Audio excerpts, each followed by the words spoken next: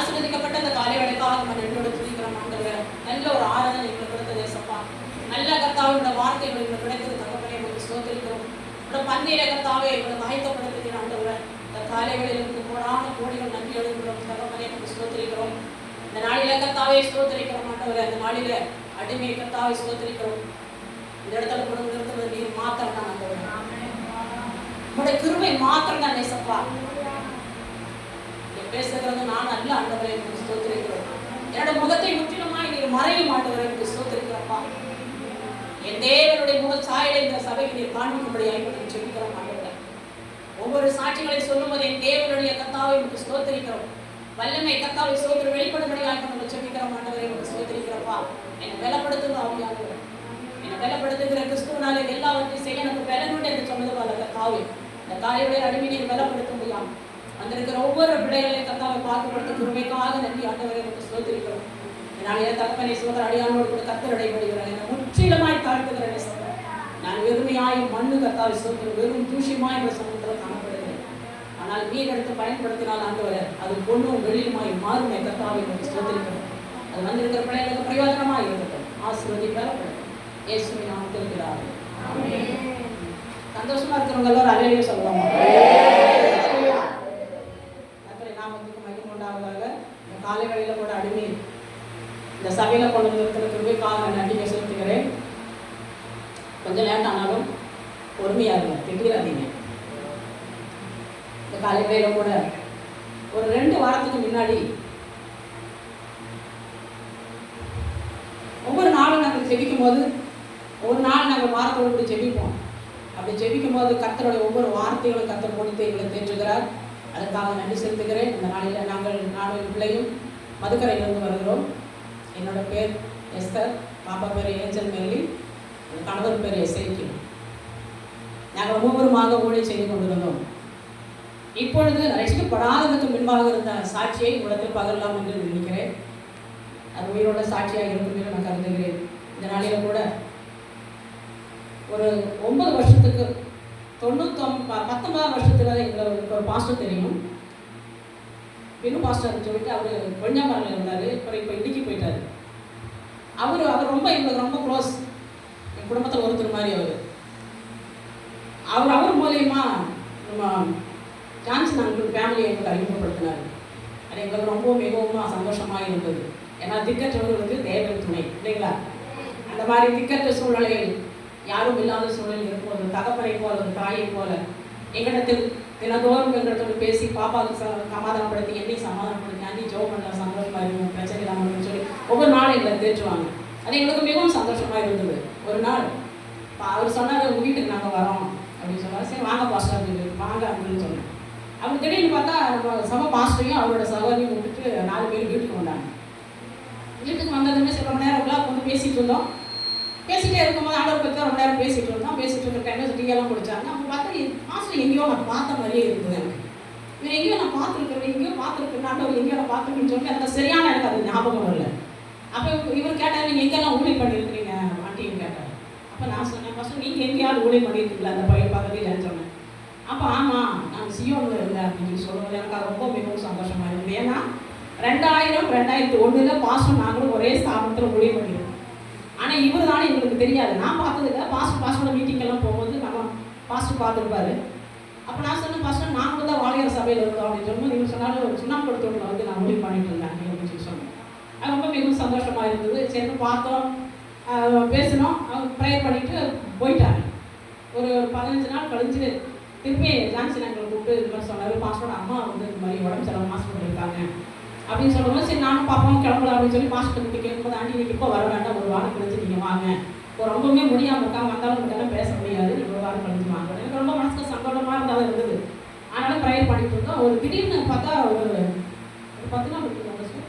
10 நாள் கழிஞ்சு காலையில் பாப்பாவுக்கு ஃபோன் பண்ணி ஜான்சன் அங்கே வந்து அம்மா அந்த மாதிரி ஆயிடுச்சு அப்படின்னு சொல்லுவோம். அப்படியே இட்டி தூக்கி தலையில் போட்ட மாதிரி ஆயிடுச்சு. போன வாரமே போய் அவங்கள போய் பார்த்துருக்கலாமே, என்னால் பார்க்க முடியாமல் போச்சு.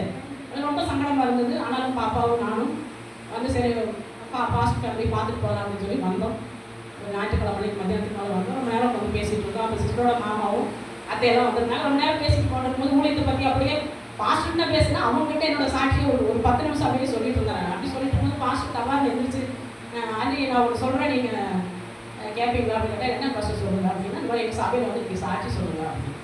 நான் என்ன பாஸ்டர், நான் சும்மா அவங்க கேட்டதுக்காக 2 வார்த்தை சொன்னேன், நீங்கள் உடனே சாட்சி சொல்லுங்க சொல்கிறீங்க அப்படிம்போது, இல்லை நீங்கள் சொன்ன ஒரு வார்த்தை வந்து எனக்கு அது ரொம்ப எனக்கு அது மனதுக்குள்ளே எனக்கு அது அப்படியே குத்துரமாக இருந்தது. எனக்கு அது எனக்கு அந்த வார்த்தை எனக்கு ரொம்ப பிடிச்சிருந்தது. அந்த ஆண்டி நீங்கள் வந்து சமையல் வந்து நீங்கள் சாட்சி சொல்லுங்கன்னு சொன்னேன். நான் சொல்லி சரி பாஸ்டர் நான் ப்ரேயர் பண்ணுறேன், கர்த்தருக்கு சித்தமாக இருந்தால் கண்டிப்பாக நான் வருவேன் அப்படின்னு சொல்லி நாங்கள் சொல்லிட்டு நாங்கள் ப்ரேயர் பண்ணி போயிட்டோம். போயிட்டு ஒரு வாரம் ஃபுல்லாக நானும் பாப்பாவும் அதிகாலையில் ஜெபிக்கும் போது சாயந்தரம் ஜெபிக்கும் போது ஆண்டவரே எனக்கு சித்தமானல் எனக்கு கொண்டு போங்க சப்பா. ஒரு ஊழியக்காரோட வாயில் அது வருதுன்னா கர்த்தரோட சித்தம் இல்லாமல் ஒரு திட்டம் இல்லாமல் 2021 பாஸ்டர் பார்த்தது 2025 பார்க்குறோம் அப்படின்னு சொன்னால் அது கர்த்தரோட பெரிய ஒரு திட்டம் மட்டும் நினச்சிக்கோங்க. நீங்கள் நினைக்கலாம் நம்ம ஒரு இடத்துக்கு போகிறோம், அந்த இடத்துக்கு நம்ம சும்மா போகிறோம் மட்டும் நினச்சிக்காதீங்க. கண்டிப்பாக அந்த கண்ணோட ஒரு திட்டம் இருக்கும்போது மட்டும் தான் நம்ம போக முடியும். ஏதாவது ஒரு நோக்கம் கர்த்தர் வச்சுருப்பார். அப்படி வந்து பார்த்தோம், ப்ரேயர் பண்ண எல்லாம் முடிஞ்சது. ஒரு வாரமாகவே பாப்பாவும் நானும் காலையில் எழுந்திரிச்சு ப்ரேயர் பண்ணது. அதே மாதிரி பகலில் ஒரு 2 மணி நேரம் 3 மணி நேரம் கொஞ்சம் பண்ணுவோம். கர்த்தர் அநேக காரியங்களை கற்றுக் கொடுத்தார். அது அப்படி இருக்கட்டும். நான் உங்களை போல ஒரு பாரம்பரிய கிறிஸ்தவரெல்லாம் கிடையாது. ஒரு பக்கா ஹிந்து. நாங்கள் சொந்த ஊர் எங்களுக்கு கேரளா. எங்கள் அப்பா அம்மா நாங்கள் 4 பொண்ணுங்க. அப்படி எங்களோட வாழ்க்கை வாழ்ந்துட்டு இருக்கும்போது நான் எங்கள் அப்பாவுக்கு ஃபாரஸ்ட்டில் வேலை கிடைச்சதுனால எங்கள் அப்பா ஊட்டி போயிருந்தார். அதனால் நாங்கள் வளர்ந்தது படித்தது எல்லாமே ஊட்டி தான். மேக்ஸிமம் வருஷத்துக்கு ஒரு டைம் ஏதாவது விசேஷம் இருந்துச்சுன்னா கேரளா கூட்டு போவார், அதோட சரி. அப்போ எல்லாம் அங்கே தான் நான் படித்து வளர்ந்தோம். திடீர்னு பார்த்தீங்கன்னா அப்பா நிறைய ஒரு 15-20 மாடு வச்சுருப்பாரு, ஏக்கர் கணக்கில் தோட்டமெல்லாம் போட்டுருப்பார். நல்ல வசதியாக எனக்கு புத்தியில்லாத எல்லாரும் நல்ல வசதியான வாழ்க்கை வாழ்ந்துருக்கோம். அப்பா 2 அக்காவும் கல்யாணம் பண்ணி கொடுத்துட்டாரு. திடீர்னு பார்த்தா அப்பாவுக்கு அடிக்கடி உடம்பு சரியில்லாமல் ஆகிட்டே இருக்கும். என்ன அப்படி திடீர்னு ஒரு அடிக்கடி உடம்பு சரியில்லாமல் ஆகிட்டு போச்சு பார்க்கும்போது அப்பா வந்து ரொம்ப சீரியஸாக இருக்கிற டைமில் அப்பா வந்து கேரளா போயிருந்தார். அப்போ எத்தனை பேருக்கு தெரியும் தெரியல, கேரளாவில் இந்த படிக்கிறதுன்னு சொல்லுவாங்க. அவங்ககிட்ட போய் கேட்கும்போது அவங்க சொல்லியிருக்காங்க, அந்த குடும்பத்துக்கே செய்மனை வச்சுருக்கிறாங்க, பில்லி சொல்லி வச்சுருக்கிறாங்க, உங்கள் குடும்பம் ஃபுல்லாகவுமே அழிச்சு போயிடும். இந்த ஏரியாவில் வந்து நீங்கள் தான் வசதியாக இருக்கீங்க 4 பட்ட பிள்ளைங்களை வச்சு, அதனால உங்களை அழிக்கணுன்னே வச்சுருக்காங்க அப்படின்னு சொல்லும்போது எங்கள் அப்பா எங்கிட்டாலும் சொல்லி உங்களுக்கு சொன்னாலும் அதெல்லாம் புரியாது, இப்போ தெரியும். அப்படியே இருந்தாலும் ஒரு வருஷம் கழிஞ்சாலும் அப்பா இறந்துட்டார். அப்போ எனக்கு 16 வயசு இருக்கும். அம்மா நானும் தனியாக இருந்தோம். அப்பா இறக்குறதுக்கு ஒரு வாரத்துக்கு முன்னாடி எங்கள் 3வது அக்காவும் கல்யாணம் பண்ணி வச்சுட்டாரு. 3 பேருமே கல்யாணம் பண்ணி போனதுக்கு முன்னாடி நானும் அம்மாவும் மட்டும்தான் இருக்கும். என்ன பண்ணுறதுன்னு தெரியாது. நாங்கள் 10 பேருக்கு வேலைக்கு தோட்டத்தில் வந்து வேலை செய்கிறவங்க, நான் வந்து அடுத்தவங்க வேலை கட்டு போகிற அளவுக்கு அந்த பிசாசு கொண்டு அந்த கட்டுகளை கொண்டு எங்களை விட்டுருச்சு. ஒரு 2 வருஷம் 3 வருஷம் கழிச்சு அம்மாவும் எனக்கு ஒரு 22 வயசு இருக்கும்போது அம்மாவே இறந்துட்டாங்க. என்ன பண்ணுறதுன்னே தெரியல. அப்போ கடவுளை பற்றி சொல்கிறதுக்கு யாரும் கிடையாது. அப்பப்போ அக்கா வீட்டுங்களை கொடுக்குற சாப்பாடை சாப்பிட்டு வேலைக்கு போவேன். எங்கள் 2வது அக்கா வீட்டுக்காரங்க வந்து ரொம்ப பிடிக்காது. அதனால் அந்த 4 பிள்ளைங்களை வந்து வேலை செய்யறது நான் தான் அவங்க வேலை செஞ்சு காப்பாற்றுற சூழல் இருக்குது. அப்படியே போயிட்டு ஒரு அம்மா இறந்து ஒரு வருஷம் இருக்கும். எங்கள் அண்ணன் வந்து கேரளா கூட்டிகிட்டு போயிட்டார். நீ இங்கே இருந்தால் நீ சரி பண்ணாது, நீ வா வேலை கூட்டிட்டு போனால். அங்கே போய் ஒரு வருஷம் இருந்தேன். அங்கேருந்து திரும்பி நான் எங்கள் அக்கா வீட்டுக்குள்ளே வந்துருக்கும்போது ஒரு நாள் திடீர்னு எனக்கு மூக்கில் பிளட்டு வந்துச்சு. என்னடா திடீர்னு மூக்கில் பிளட்டு வருது அப்படின்னு சொல்லிட்டு எங்கள் அக்கா நான் சொல்லுவேன். அப்போ எங்கள் அக்கா பையன் பார்த்துட்டு, அம்மா அந்த மாதிரி சரிம்மா வந்து மூக்கில் ரத்தம் வருது அப்படின்னு சொல்லி எங்கள் அக்கா வந்து கேட்டேன். நான் சொன்னது வெயில் டைம்லேயே இருக்கும், அதனால் அப்படி இருக்கும். இதை பார்த்தா 4 நாளுக்கு அதிகமாகிட்டே தான் இருக்குது. மூக்கில் பிளட்டு வர்றது, நெஞ்சு ஒரு மாதிரி வலிக்கிறது, மூச்சு வாங்குற மாதிரி இருக்கிறது, எந்த வேலையுமே செய்ய முடியாது. நான் நல்லா வேலைக்கு போனேன்னா என்னோட கூட எந்த ஆம்பளையும் வேலை செய்வோம். 100 கிலோ அரிசி மூட்டை, 100 கிலோ கிழங்கு மூட்டை, நீங்கள் ஊட்டியெல்லாம் பார்த்துருப்பீங்களான்னு தெரியாது. அதெல்லாம் நம்ம போட்டு நான் தூக்கியிருக்கேன். அந்த மாதிரி இருக்கிறவங்க ஒரு சின்ன பொருள் என்னால் கையில் தூக்க முடியல. அந்த மாதிரி ஒரு சூழ்நிலை இருக்கும்போது எங்கள் அக்கா சரி ஹாஸ்பிட்டல் கூட்டு போகிறாங்க, டாக்டர் கூட்டு போனாங்க. அவங்க சொன்னாங்க, நீங்கள் கல்யாணம் பண்ணக்கூடாது, கல்யாணமே பண்ணாலும் நீங்கள் குழந்தையெல்லாம் உங்களால் பிறக்க முடியாது, ரொம்ப வீக்காக இருக்குது, நீங்கள் மெடிசன் சாப்பிடுங்க, 1 வருஷம் வரைக்கும் நீங்கள் சாப்பிடுங்க, அப்புறம் பார்க்கலாம் அப்படின்னு சொன்னார். நானும் 1 வருஷம் மெடிசன் எல்லாம் சாப்பிட்டேன். திடீர்னு பார்த்தீங்கன்னா கைக்கெல்லாம் வந்து வீக்கும், முகமெல்லாம் வந்து வீக்கும், காலையில் எந்திரிக்கவே முடியாது. அதோடய என்ன பண்ணுறதுக்கு சாப்பாடு வேணும்னு சொல்லி வேலைக்கு போவோம். போயிட்டு இப்படியே கொஞ்ச நாள் அப்படியே இருக்கிற டைமில் என்னான்னு தெரியல. எங்கள் அக்கா வந்து ஒரு மகளிர் குழுன்னு ஒன்று வச்சுருந்தாங்க. அதை எங்கள் அக்கா தலைவி நான் வந்து செயலாளராக இருந்தேன். அப்போ இப்படியே 22 வயசு அப்படியே கடந்து போயிட்டே இருக்குது. அப்போ எல்லாரும் வந்து இந்த மாதிரி மாப்பிள்ளை கேட்பாங்க. நான் வந்து வரவங்க எல்லாத்தையும் வந்து வேண்டாம் அப்படின்னு சொல்லிடுவேன். நம்மளே ஒரு நோயாளி, நம்மளே யாரும் கல்யாணம் பண்ணுவா அப்படின்ட்டு. அந்த சூழ்நிலையில் ஒரு நாள் இந்த மீட்டிங் அப்படி அங்கே நடத்திட்டு இருக்கிற டைமில் ஒரு வேர்ல்டு விஷன் அப்படின்ற ஒரு டிபார்ட்மெண்ட்டில் இருந்து ஒரு ஜீப்பு வந்து சேர்ந்தார் எங்கள் வீட்டுக்கு முன்னாடி. என்னன்னா தமிழோட அரசு போட்டு ஒரு வண்டி வருது அப்படின்னு சொல்லி எல்லாம் பார்த்துட்டு இருக்கோம். எங்கள் அக்கா போய் எங்கெல்லாம் போட்டு சேர்ல போட்டு வச்சு எல்லாம் தண்ணியெல்லாம் கொடுத்தாங்க. அதில் ஒரு 2 சிஸ்டர்களும் 3 ஆம்பளைங்களும் வந்தாங்க. அதில் 2 பேர் பெரிய போஸ்டிங் இருக்கிறாங்க. ஒன்று வந்து என்னோட கணவர், இன்னொருத்தர் வந்து இன்னொரு வில்லேஜில் இருப்பாங்க. இந்த குழந்தைங்களெல்லாம் பான்சல் எடுத்து படிக்க வைக்கிறது, வில்லேஜுங்களில் ஒன்றும் வசதி இல்லாதவங்களுக்கு தோட்டம் எல்லாம் மோட்ரு அந்த மாதிரி எல்லாம் நிறைய ஹெல்ப்பெல்லாம் பண்ணுற ஒரு போஸ்டிங்லேயே இவங்க இருந்தார். அப்போ அப்படியே மீட்டிங்கெல்லாம் அப்படியே முடிச்சுட்டு நான் என்ன இதுக்கு முன்னாடி என்ன பண்ணேன்னா, வீட்டுக்கு போகிற காலையில் எனக்கு பயங்கரமான எனக்கு நெஞ்சு வலி, எனக்கு ஒன்றுமே பண்ண முடியல. நம்ம இன்றைக்கி வந்து யாருமே நம்ம தொந்தரவு இருக்கக்கூடாது அப்படின்னு சொல்லி எத்தனை பேருக்கு தெரியல. உருளைக்கிழங்கு போடுவாங்க, திம்மெட் அப்படின்னு சொல்லுவாங்க. அது வந்து ப்ளூ கலரில் இருக்கும். அது குடிச்சவங்க யாருமே குறைச்சது கிடையாது. நான் வேலைக்கு போகும்போது தெரியாமல் அந்த பேக் இதை முடிச்சு போட்டு எடுத்துகிட்டு வந்துட்டு காலையில் அதை கலக்கி வச்சுட்டு போயிட்டேன். இன்றைக்கி எப்படி இருந்தாலும் பிடிச்சி நம்ம மறிச்சிடணும், நம்ம உலகத்தில் இருக்கக்கூடாது அப்படின்னு நினச்சிட்டு போயிட்டேன். அங்கே போய் உட்காந்து அந்த பிசாசு பாருங்க, இன்னைக்கு அது தெரியுது. ஆண்டவரோட வல்லமையும் பிசாசோட கிருமியும் பாருங்க தெரியுது. எனக்கு அப்போ உட்காரவே முடியல. எந்திரிச்சு போ அப்படின்ற ஒரு மனசுக்குள்ள ஒரு தோணுது. நானும் எங்கள் அக்கா இடத்துல வீட்டுக்கு போகிற இடத்துல எனக்கு ரொம்ப முடியல. சாயந்தரம் வந்து தான் அப்படி இருக்கு போகிறேன். இப்படி பேசிகிட்டே இருக்கிறோம். என்னோட கணவர் வந்து என்னையுமே பார்த்துட்டு கொண்டிருக்காரு. நான் வந்துட்டு என்னனாலும் என்னையுமே இப்படி பார்த்துட்டு கொண்டிருக்காரு, என்ன வரும் அப்படின்ட்டு நான் என்ன இடத்துல இப்படி என்னவே பார்த்துட்டு இருக்காரு. என்னன்னு தெரியல. அப்புறம் அவர் என்ன சொன்னார், அவரோட சாட்சிகளாக சொன்னார். இந்த மாதிரி நான் வேலை சொன்னேன், என்னோட ஊர் வந்து பல்லடம், அந்த மாதிரி நாங்கள் வந்து இந்த இடத்துல வேலைக்கு வந்துருக்கோம் அப்படின்னு சொல்லி பேசிட்டு இருப்போம். இவர் இப்படியே பேசிட்டு இருக்கிற டைமில் என்கிட்ட சொன்னார், உங்கள் வீடு எங்கே இருக்குது சிஸ்டர் அப்படின்னு சொல்லி கேட்டார். இன்னும் கொஞ்சம் தூரம் நடந்து போகணும் அப்படின்னு. உங்கள் வீட்டுக்கு போகலாமா அப்படின்னு இருந்தாலும் நம்ம வீட்டுக்கு போகலாமான்னு கேட்குறாரு அப்படின்னு நான் டென்ஷன் ஆகிட்டேன். அப்போ எங்கள் அக்கா வந்து சரி வாங்க சார் வீட்டுக்கு போகலாம் அப்படின்னு சொல்லி எங்கள் அக்கா வீட்டுக்கு கூப்பிட்டு வந்தோம். அப்போ சின்ன ஒரு 2 ரூம் தான், அந்த விளக்கு தான் இருக்கும், லைட்டெல்லாம் கிடையாது. அப்போ வந்து உட்காந்தாரு, சிஸ்டர் ஒரு காஃபி வச்சு கொடுங்க அப்படின்னா. இருந்தாலும் வந்து உட்காந்ததே பெரிய பாடு, இருந்தாலும் காஃபி வேறு வேணுமாம்மா. பயங்கரமான கோவக்காரிங்க நான் அப்படி சொல்லிட்டு அப்படிங்க எங்கள் அக்கா ரெடி கோவப்படாது, காஃபி வச்சு காஃபி தானே கேட்குறாரு அப்படின்னு சொல்லி. ஆமாம் காஃபி கட்ட கொஞ்சம் சோறுங்க பாருப்பா, கதையெல்லாம் கரெக்டாக சிஸ்டர் எனக்கு பசிக்கு சாப்பாடு கொடுக்குறாரு. இதை போச்சுறப்பா எங்கள் அக்கா வீட்டில் வந்து சாப்பாடு எடுத்துகிட்டு வந்து அதை தாளிச்சு சாப்பாடு கொடுக்கணும். சாப்பிட்டுட்டு ஐயா மூஞ்சி பார்த்து சொன்னார். இப்படியே இப்படி பார்த்துட்டு அங்கேயே பசிட்டு எப்படி சோப்பிட்டு உட்காந்துட்டார். எங்கள் வீட்டில் அந்த பழைய பாத்திரங்கள்லாம் நிறைய செல்ஃபில் இருக்கும். அந்த செல்ஃபுமே இப்படி பார்த்துட்டு இருக்கும்போது என் மனசுக்குள்ள அப்படியே தூங்கிட்டு அங்கேயே பார்த்துட்டு இருக்காரு, நம்ம அங்கே தானே வச்சுருக்கிறோம், இப்படி அங்கேயே பார்த்துட்டு இருக்காரு அப்படின்னு சொல்லிட்டு சில நேரம் கழிச்சு அவர் சொன்னார், சிஸ்டர் நீங்கள் எடுத்த முடிவு உங்களுக்கு சரியா அப்படின்னு கேட்டார். அப்போ நான் என்ன முடிவு எடுத்தேன் அப்படின்னு சொல்லி கேட்டேன். இல்லை உங்களுக்கு தெரியும், உங்களுக்கும் தெரியும், ஏசப்பாவுக்கும் தெரியும், எனக்கும் தெரியும் அப்படின்னு சொல்லி சொன்னார். அப்போ ஒன்றும் இல்லையாமல் எங்கள் அக்கா கொஞ்சம் பதட்டமானவங்க, என்ன ரொம்ப பாசமாக இருக்கேன்னா நான் தான் கடைக்குட்டி. அப்போ என்ன சார் அப்படின்னு சொல்லி சொல்லும்போது, சிஸ்டர் அந்த ஒரு 5வது ஒரு குடம் இருக்குன்னு அந்த குடத்துல ஒரு டம்ளர் இருக்குது அப்படின்னாரு.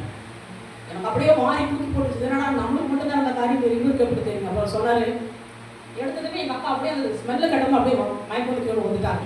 அப்புறம் அந்த சாருக்கெல்லாம் தண்ணியெல்லாம் தெளிச்சு உட்கார வச்சுட்டு, ஏன்டி இந்த மாதிரி ஒரு காரியத்தை பண்ணினேன், எவ்வளோ கஷ்டப்பட்டாலும் நான் உங்களை பார்த்துட்டு இருக்கிறேன், ஏன் இந்த மாதிரி சாரை நீ முடிவெடுத்த அப்படின்னு சொல்லும்போது பாஸ்டர் இவர் சொன்னார் எங்க வீட்டுக்காரு, அவங்களாம் அதை செய்யலைங்க.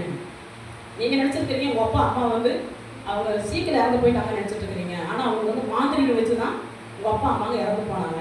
அவங்களது வந்து இந்த பொண்ணு தான் எல்லா கர்மமெல்லாம் செஞ்சுருக்குது, அதனால இந்த பொண்ணை அதை தாக்கியிருக்கு, அது அங்கே ஒரு இதுதான் அந்த பொண்ணுக்கு வந்து அது மரணத்துக்குள்ள கொண்டு போகுது அப்படின்னு சொல்லி சொன்னதுமே எங்கள் அக்காவுக்கு ரொம்ப பயமா இருந்துச்சு. என்னங்க சார் பண்ணுறது.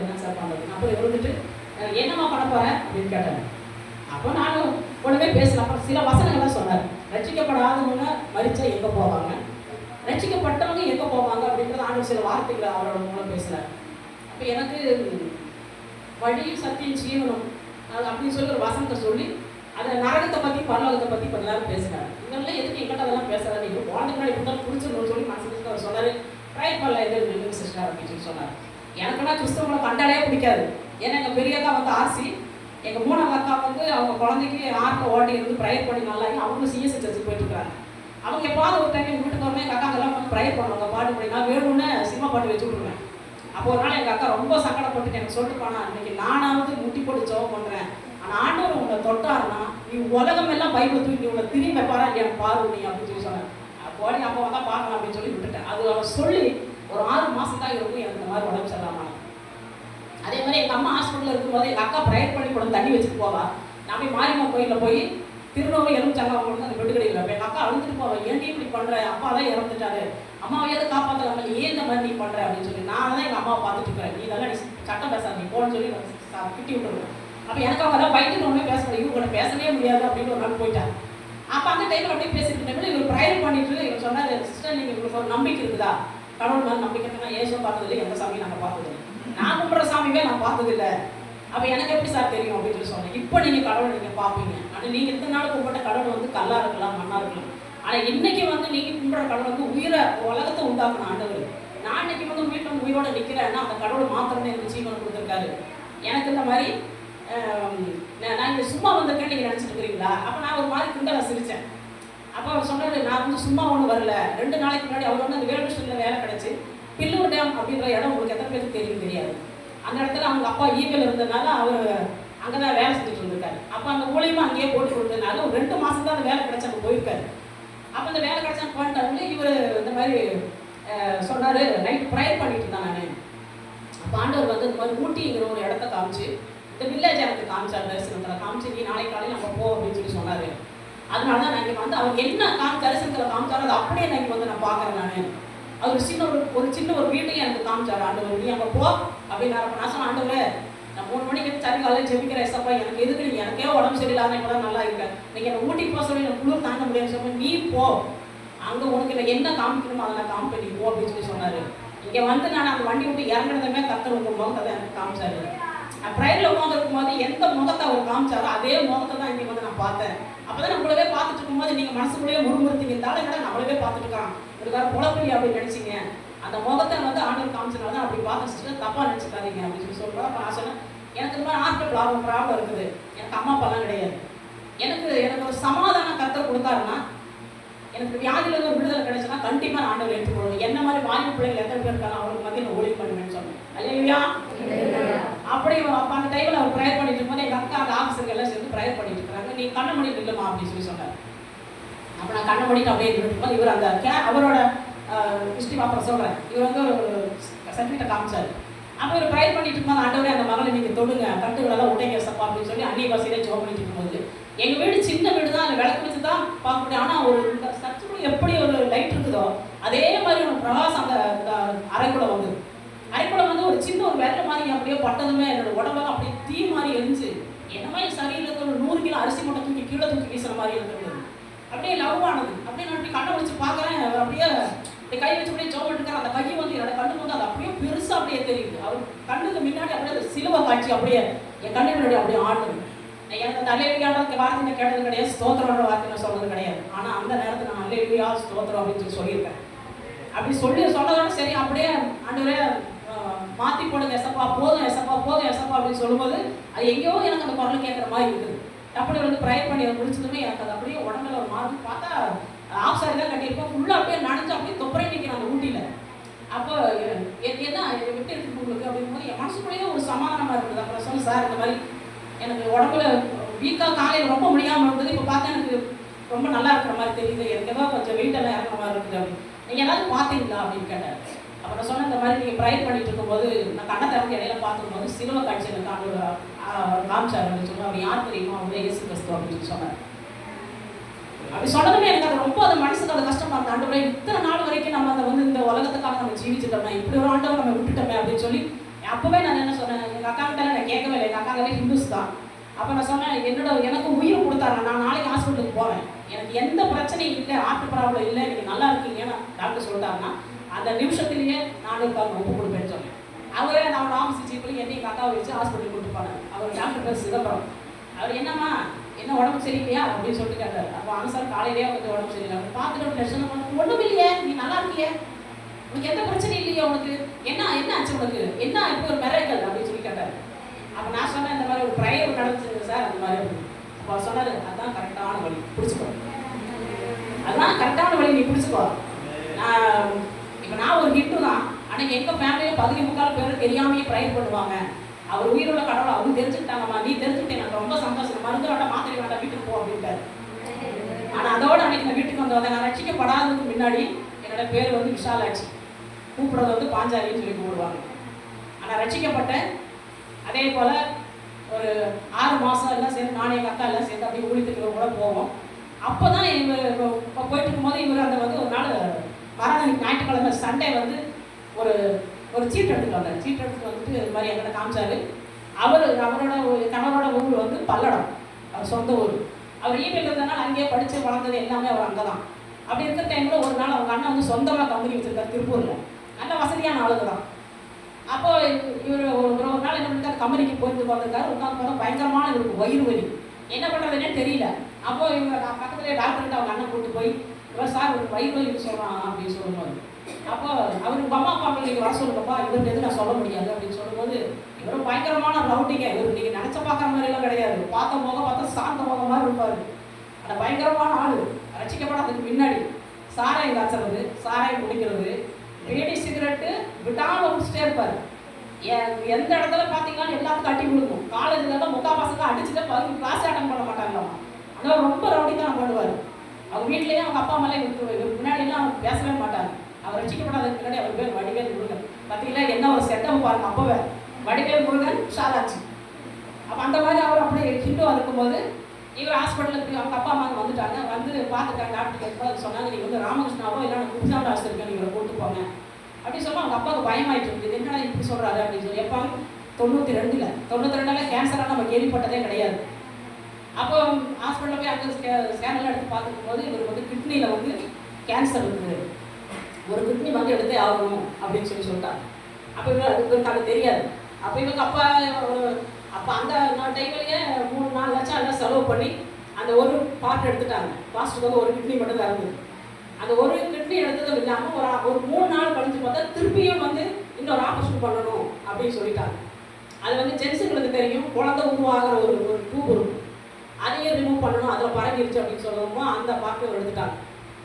அப்போ இவர் அப்படியே கட்டில் உட்காந்து அப்படியே டாக்டர் சொல்கிறாங்க, இவங்க வந்து இது 4th ஸ்டேஜ் ஆகிடுச்சுங்க, ஒன்றுமே பண்ண முடியாது, நாங்கள் ஆப்ரேஷன் பண்ணால் பொழைச்சிருவாருன்னு பார்த்து அது பொழைக்கல. ஆனால் இவர் வந்து பொழைக்கிறது ரொம்ப கஷ்டம் தான், நீங்கள் வீட்டுக்கு கொண்டு போயிட்டு அவருக்கு என்னென்ன ஆசையோ அதெல்லாம் நீங்கள் செஞ்சுருங்க அப்படின்னு சொல்லிட்டாங்க. வீட்டுக்கு கொண்டு அவங்க அப்பா கேட்டார் என்னடா உனக்கு ஆசை அப்படின்னு. எனக்கு அண்ணாவோட கல்யாணம் பார்க்கணும் அப்படின்னு. அப்போ இவங்க வந்து தெலுங்குக்காரங்க, எங்கள் வீட்டுக்காரங்க ஆந்திரா தெலுங்கு. அப்போ அவங்க ஆந்திராவில் தான் அவங்க அத்தை பொண்ணு இருக்காங்க. அவங்க 2 நாளில் போய் பொண்ணு பார்த்து நிச்சயம் நல்லா பண்ணி கோயம்புத்தூர் பேரூர் கோயிலில் தான் அவங்க கல்யாணம் நடந்தது. ஆனால் இவரால் எழுந்திரிச்சு போக முடியாது. ஒரு இன்ஜெக்ஷன் மட்டும் 25,000 ரூபா 30,000 அப்படி போடுவாங்க. அப்போ அப்படியே கொட்டியிருப்பாங்க. ஒரு பாடி பில்டிங்கில் இருந்தவர் அவரோட ஃபோட்டோலாம் பார்த்து ரொம்ப ஆச்சரியப்பட்டிருக்காரு. நெஞ்சு அப்படி கை கால்லாம் பார்க்கும்போது. ஆனால் அந்த கேன்சர்லாம் வந்ததுக்கு முன்னாடி ரொம்ப அப்படி ஒல்லியாகி அந்த புள்ளியெல்லாம் கொட்டி குழந்தைங்களாம் அவர் பார்த்தா பயந்துட்டு ஓடிடுமாமா, இவன் பூச்சாண்டி வரான். அதை பார்க்க ரொம்ப அழகாக இருப்பாருங்க. அவர் ஒவ்வொரு நாள் நான் ரசிப்பேன், ரொம்ப அழகாக இருப்பார். அப்போ பிள்ளைங்கெல்லாம் பார்த்துட்டு ஓடிடுவாங்களாமா.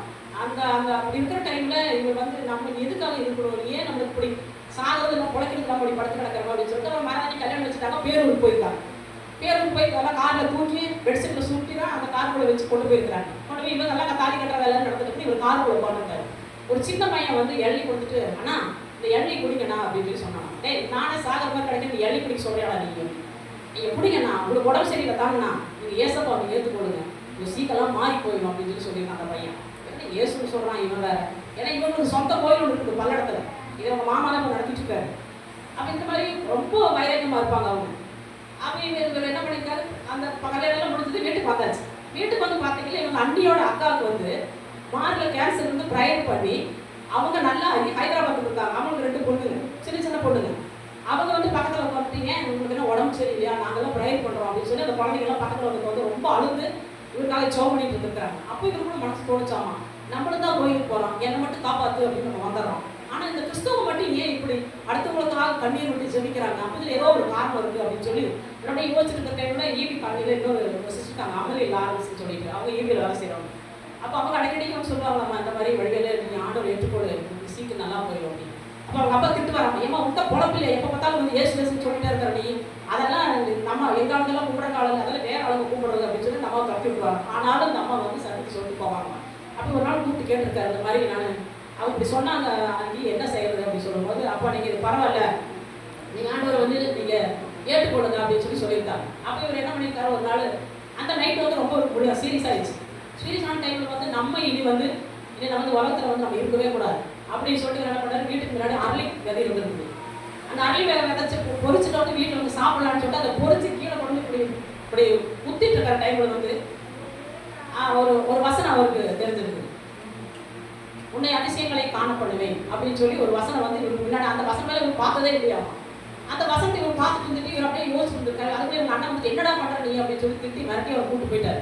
அன்னைக்கு சாயந்தரம் நைட்டு வந்து அப்படி மனசில் நினச்சாரம்மா, ஒரு வசனமும் வந்திருக்குது, இதில் ஏதோ ஒரு காரணம் இருக்குது அப்படின்னு சொல்லி இந்த அமலி லாரன்ஸ் சொல்கிறாங்க என்ன பண்ணிருக்காங்க, ஒரு தினகர அண்ணாயோட ஒரு நோட்டீஸ் வந்து அவங்க வீட்டில் வச்சுட்டு போயிருக்காங்க. அது ஒரு சின்ன குட்டி பைபிள். இவர் என்ன பண்ணிட்டாங்க, அந்த பைபிளே அதை எடுத்து நைட் ஒரு 12 மணி இருக்குமா, இவர் ரொம்ப வலி தாங்க முடியல. அவர் இந்த கேன்சரே நல்லா போயிடுச்சுன்னு சொல்லி அவங்க அண்ணியோட அக்கா சொல்கிறாங்கல்ல, நம்மளும் ஒரு நாள் படித்து பார்க்கலாம் அப்படின்னு சொல்லி டப்புனு இவர் என்ன பண்ணி அந்த வசனத்தை தொட்டிருக்காரு. தொட்டதோட தூக்கி வீசி கட்டு நடத்துக்களை தூக்கி போட்டுச்சாங்க.